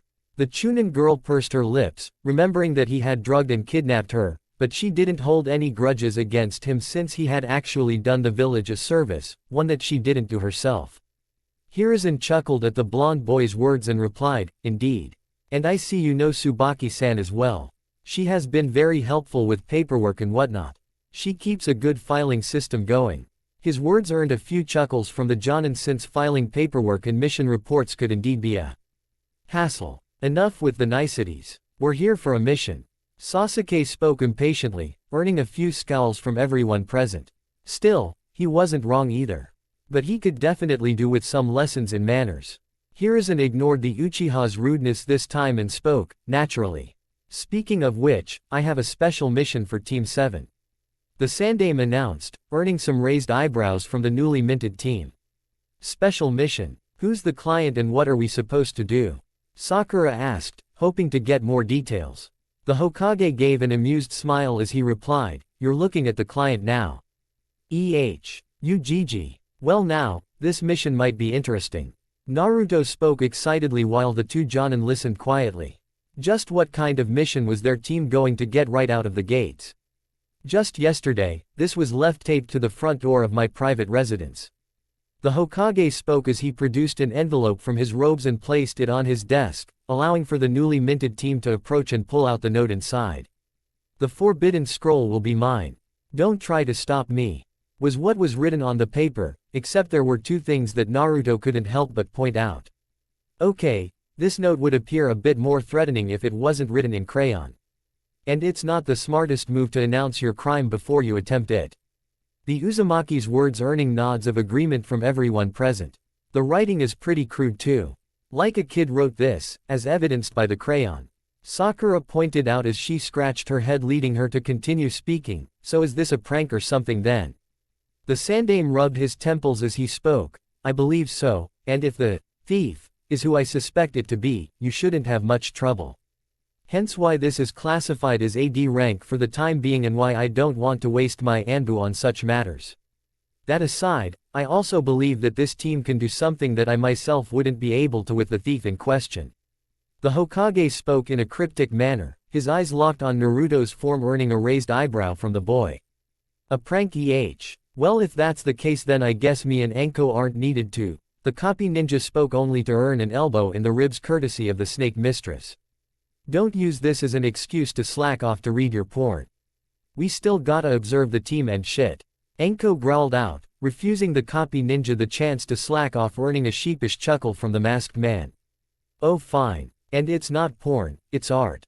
Kakashi retorted, however his response earned a dark look from the snake mistress as she mumbled quietly, anything written by that fucking perv doesn't deserve to be called art. Well then Team 7, it is time for you to go to work. The forbidden scroll has been moved to my private residence on a temporary basis until a new and more secure location has been built to store it. I wish you all the best of luck. Hiruzen spoke, earning a series of nods, although a certain Uchiha muttered something about this being beneath him, though no one seemed to be paying him any attention. With their mission parameters given to them, it was time to go perform their duty for the day. Later. Am I just eating because I'm bored? Asked the form of Sakura as she picked at a slice of strawberry cheesecake that she had been saving in a storage seal for a snack, deciding to take a page from Naruto's book and use said seals to keep snacks and food on hand in case she ever needed them. She wasn't going to go hungry like she almost did during their test. She then glanced over towards the window and saw a trio of cats happily playing just outside, which made for an adorable sight. Careful Sakura, eat too many sweets and you run the risk of getting fat. Same to you Anko-chan. Naruto spoke in a warning tone to the kunoichi, the snake mistress in question shivering in horror and disgust as she pictured an older and fatter out-of-shape version of her. She'd have to cut back on her daily dango and red bean soup intake, severely. Sasuke for his part was staring at a large glass case display that contained a large scroll, which he assumed to be the forbidden scroll. This doesn't make sense to me. Why keep something like that tucked away when all the techniques inside could be put to use? Kakashi glanced up from his little orange book and guessed that the Uchiha mainly said that because he wanted to use the techniques for his own purposes, and then spoke. While I can't say that I totally disagree with you, there are a number of techniques in that scroll that are far too dangerous to use. Many of which potential enemies could wish to steal, either from the scroll itself or from those who learned said techniques. The Uchiha snorted in annoyance as he continued to leer at the scroll. Naruto for his part rolled his eyes and guessed that the scroll on display was little more than a dummy.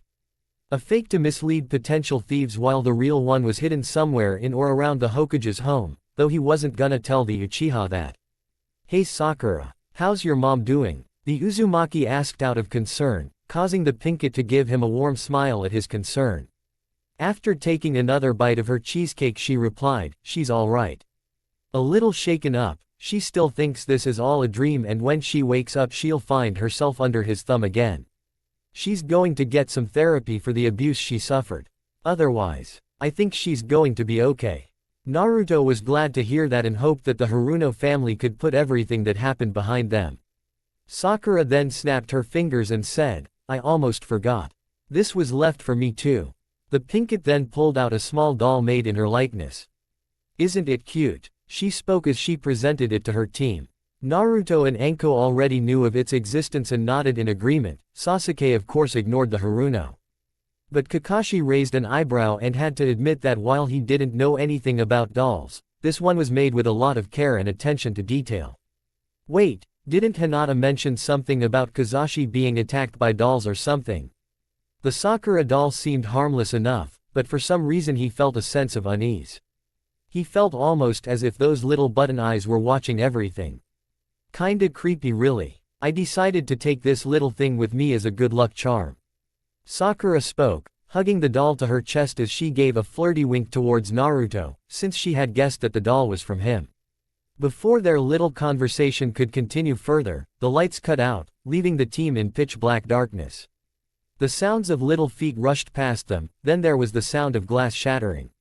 Naruto remembered the location of the light switch and thrust his cane towards it to flip the lights back on, which revealed the form of a small boy with a long blue scarf holding the scroll they were meant to protect. "Who the hell is this little brat?" Sasuke asked with a small growl. The two Jonin shook their heads and sighed since they knew who the thief in question was just from one glance. "Should have figured it'd be this kid. He's the Sandame's grandson, Konohamaru." Enko spoke as she stood up and stuffed her hands in her coat pockets. "Wait, why would the Hokage's grandson want to steal the forbidden scroll?" Sakura asked with a raised eyebrow which earned a snort from the scarf-wearing boy. "Wouldn't you like to know? Doesn't matter since I'll be the Hokage after I learn a jutsu from this here scroll," Konohamaru announced with a chuckle as he quickly reached into his pocket for something. As he did so, Naruto couldn't help but notice that the boy's scarf appeared to be snagged to the display, likely when he threw off the glass case to get the fake scroll. The blonde could warn him about it, but figured that it wouldn't be fun to spoil the surprise. The Sandame's grandson threw a smoke bomb causing it to explode into a large gray cloud to help cover his escape. He tried to use the momentary diversion to escape and slip past Team 7, only for a choked gasp to come out followed by a thump. The smoke quickly dispersed revealing that his scarf did indeed get snagged, and it had tightened around his little neck when he attempted to run off. Naruto stood over him and spoke, "Not a good idea to wear a scarf that long. It could easily get caught on something. Or, a potential enemy could use it against you and strangle you to death with it." The Uzumaki then used the blade hidden in his cane to slice off a large portion of the unnecessarily long scarf, freeing the boy as he gasped and wheezed for air. When the boy got his second wind, he pointed an accusatory finger at the Uzumaki and shouted, You tripped me up and choked me. Didn't you?" At the boy's accusation, the Uzumaki in question gave a casual shrug. "I didn't do anything. A scarf that long can easily get caught or grabbed by something as I previously mentioned. It's actually a bit of a wonder it hasn't already done you in." Naruto spoke with a slightly sadistic chuckle, the rest of his team silently agreeing with him as Konohamaru pouted. "All right now. Come on. Spill it. Why try and steal the scroll?" Naruto spoke impatiently. The only response he received was the Sarutobi boy sticking his tongue out mockingly. The kid was certainly stubborn. Had to give him that. Gonna be all obstinate, That's all right. I'm certain the cards can tell me what I need to know.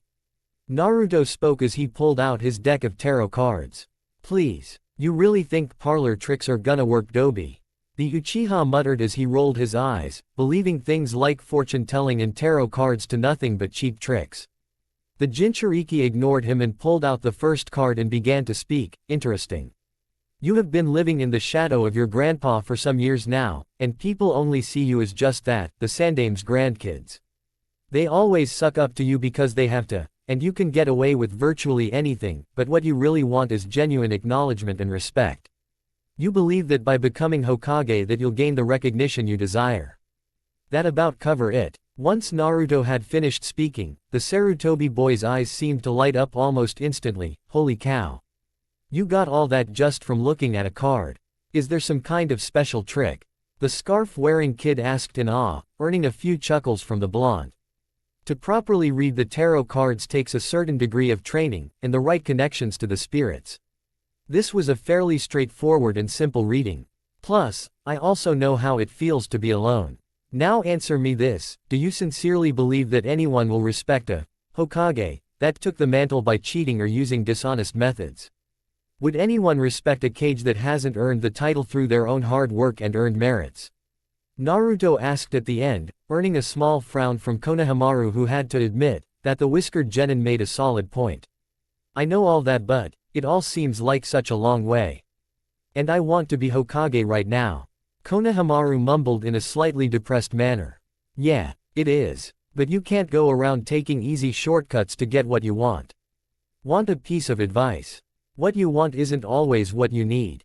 You want to be Hokage, but what you really need is to find and make friends that will appreciate you for being you.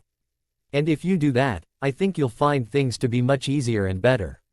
After all, a special someone helped me out a lot over the years. Naruto spoke and then flashed a smile in the direction of a certain dango lover who smiled back warmly. Is it really that simple? The young Sarutobi asked hopefully, earning a nod from the whiskered teen. Naruto crouched down to meet Konohamaru at eye level and replied to him, trust me, I wouldn't lie about that kind of thing. Just give it a try. And if you ever need a hand, I'll be there to help you out. Konohamaru was silent for a few moments and then nodded in acceptance as he muttered, I guess it's worth a shot. I'm sorry for all the trouble I caused. The Sarutobi apologized, prompting the others to nod in acceptance since it seemed he had learned his lesson. Don't worry about it. Everyone makes mistakes from time to time, what matters is if we learn from them. Anyway, go find some friends and be sure to train hard if you're serious about being Hokage. I look forward to sparring with you when you get stronger. Naruto spoke as he tipped his hat. In response, the scarf-wearing boy grinned and gave a quick salute before running off, most likely to go find potential friends. Once he was gone, a telephone began ringing, alerting Team 7, who all raised curious eyebrows. Should somebody answer that? Enko asked as she tilted her head. At her question, Naruto shrugged and volunteered himself as he picked up the phone and muttered a quick, hello. Into the mouthpiece. Ah, Naruto-kun. Job well done to you and Team 7. Spoke the familiar voice of the Sandaime, who sounded like he was in a very good mood. Old man, you were watching through that crystal ball the whole time, weren't you? Naruto asked her, rather stated with a sly grin, his question prompting some chuckles from the Hokage. Indeed, Naruto-kun. I apologize for not giving you the full details of this mission and for having to get involved in a family affair, but I was confident that you'd be able to handle it and set Konohamaru straight. Kami knows I've tried myself, but he wouldn't listen to me. At any rate, there's another reason I'm calling. It would appear the two subjects of another mission are in your general area. If you can capture them, it would be a tremendous help. The Hokage spoke, prompting the Uzumaki to ask for more details about the subjects. Well, the previous Tora has recently passed away, so the daimyo's wife was about to pick a new Tora to replace the previous. She had it narrowed to 3 potential candidates, but they all escaped before she could make her final choice. If you and Team 7 could recapture them, I would be very grateful. The Hokage explained, and then the sounds of a woman sobbing loudly in the background could be heard as Hiruzen muttered a, please help me. With that, Naruto decided to hang up and reported what the Sandaime had said over the phone, earning some collective groans since they were all aware of the infamous Tora. Great, so we have to chase down 3 of them. Did the Hokage explain what they looked like? Enko asked in mild annoyance, her question being answered as a nearby machine began beeping, which gained their attention, and some photographs were printed out revealing 3 different cats. One was black and appeared to be wearing a witch's hat. Another was also black and had a mischievous-looking aura about it, and the last one had flax-covered fur and had a playful demeanor. Huh, they look like the ones just outside, Kakashi pointed out as he gestured to a trio of cats that were busy sunbathing outside, and then they all froze up and glanced between the pictures of the felines a few times and realized they were outside the whole time. The team shouted in unison. After taking a few seconds to calm themselves, Naruto spoke, "Wow. What are the odds? Anyways, let's see if we can snag them before they wander off. Let's be careful, if these guys are as crafty as the previous Toras, we don't want them to run away. One by itself is bad enough." Kakashi muttered as he remembered the time he and his team chased Tora the Fourth. Those claws were perhaps one of the worst forms of physical pain he'd ever encountered after he had to pry the feline off of Obito's face, and those sharp little teeth. The Jinchuriki smirked as he summed a bento full of salmon to entice the cat's appetites. Hopefully a little bribe would earn their trust. "I think I should go out alone, that way they won't feel so threatened. The rest of you should circle around in case they do try to run." Naruto spoke, prompting the team to mutter their agreements, even Sasuke, though he believed this was all a waste of his time. The blonde boy gently tiptoed his way outside and sat a respectful distance away from the cats to avoid spooking them. They quickly took notice of his presence and eyed him curiously. "Hey there. You critters hungry?" He spoke to them gently and then popped the bento open and offered the bits of fish to them. This seemed to do the trick as the felines padded up to him, meowing excitedly as they accepted the food from him. Surprisingly, each one patiently took a turn as they gently took their respective pieces from his fingers. After their little snack, the cats began to rub their bodies against Naruto's as they happily purred, showing that they felt comfortable in his presence. It seemed like they had taken to him rather quickly thanks to his little bribe. After a few moments, the others emerged from their hiding places since it seemed the cats weren't going to bolt on them. "Wow, they took a fast liking to you," Enko commented with a small grin, though she wasn't totally surprised since he could befriend almost anyone if he tried. Animals always liked me," Naruto replied with a shrug. For some reason, he had a strong feeling about these cats. For some reason, he could tell that they were far from ordinary. Deciding to take a peek into their future, the whiskered teen pulled out a random tarot card from his deck, and found that good fortune was on the horizon. It seems that both the Loa and Lady Luck were now favoring him. A short while later, Hokage office. Team 7 arrived rather quickly to turn in the needed reports, and were greeted by the pained yowls of another cat that was currently trapped in the embrace of a woman that is, rather on the large side if anyone was being honest. Everyone couldn't help but cringe, excluding Sasuke, at the cat's pain while the woman in question seemed to be squeezing it a bit too tightly. At his desk, Hiruzen turned towards the team and spoke, Team 7. I apologize for this, but apparently another Tora has already been chosen before you arrived. I'm sorry for sending you on a goose chase. No big deal. Didn't take much to catch these guys. Naruto spoke as he looked down at the trio of felines in his arms, all of which gave sympathetic looks to the new Tora that was screeching out. If Naruto had to guess, it was probably screaming for a mercy killing. Poor thing. Excuse me ma'am, but I think you might be hurting your cat. Naruto spoke in a polite manner, and most everyone in the room, excluding Sasuke, looked at him as though he were insane. Did the idiot realize who he was talking to? This was the daimyo's wife, for crying out loud.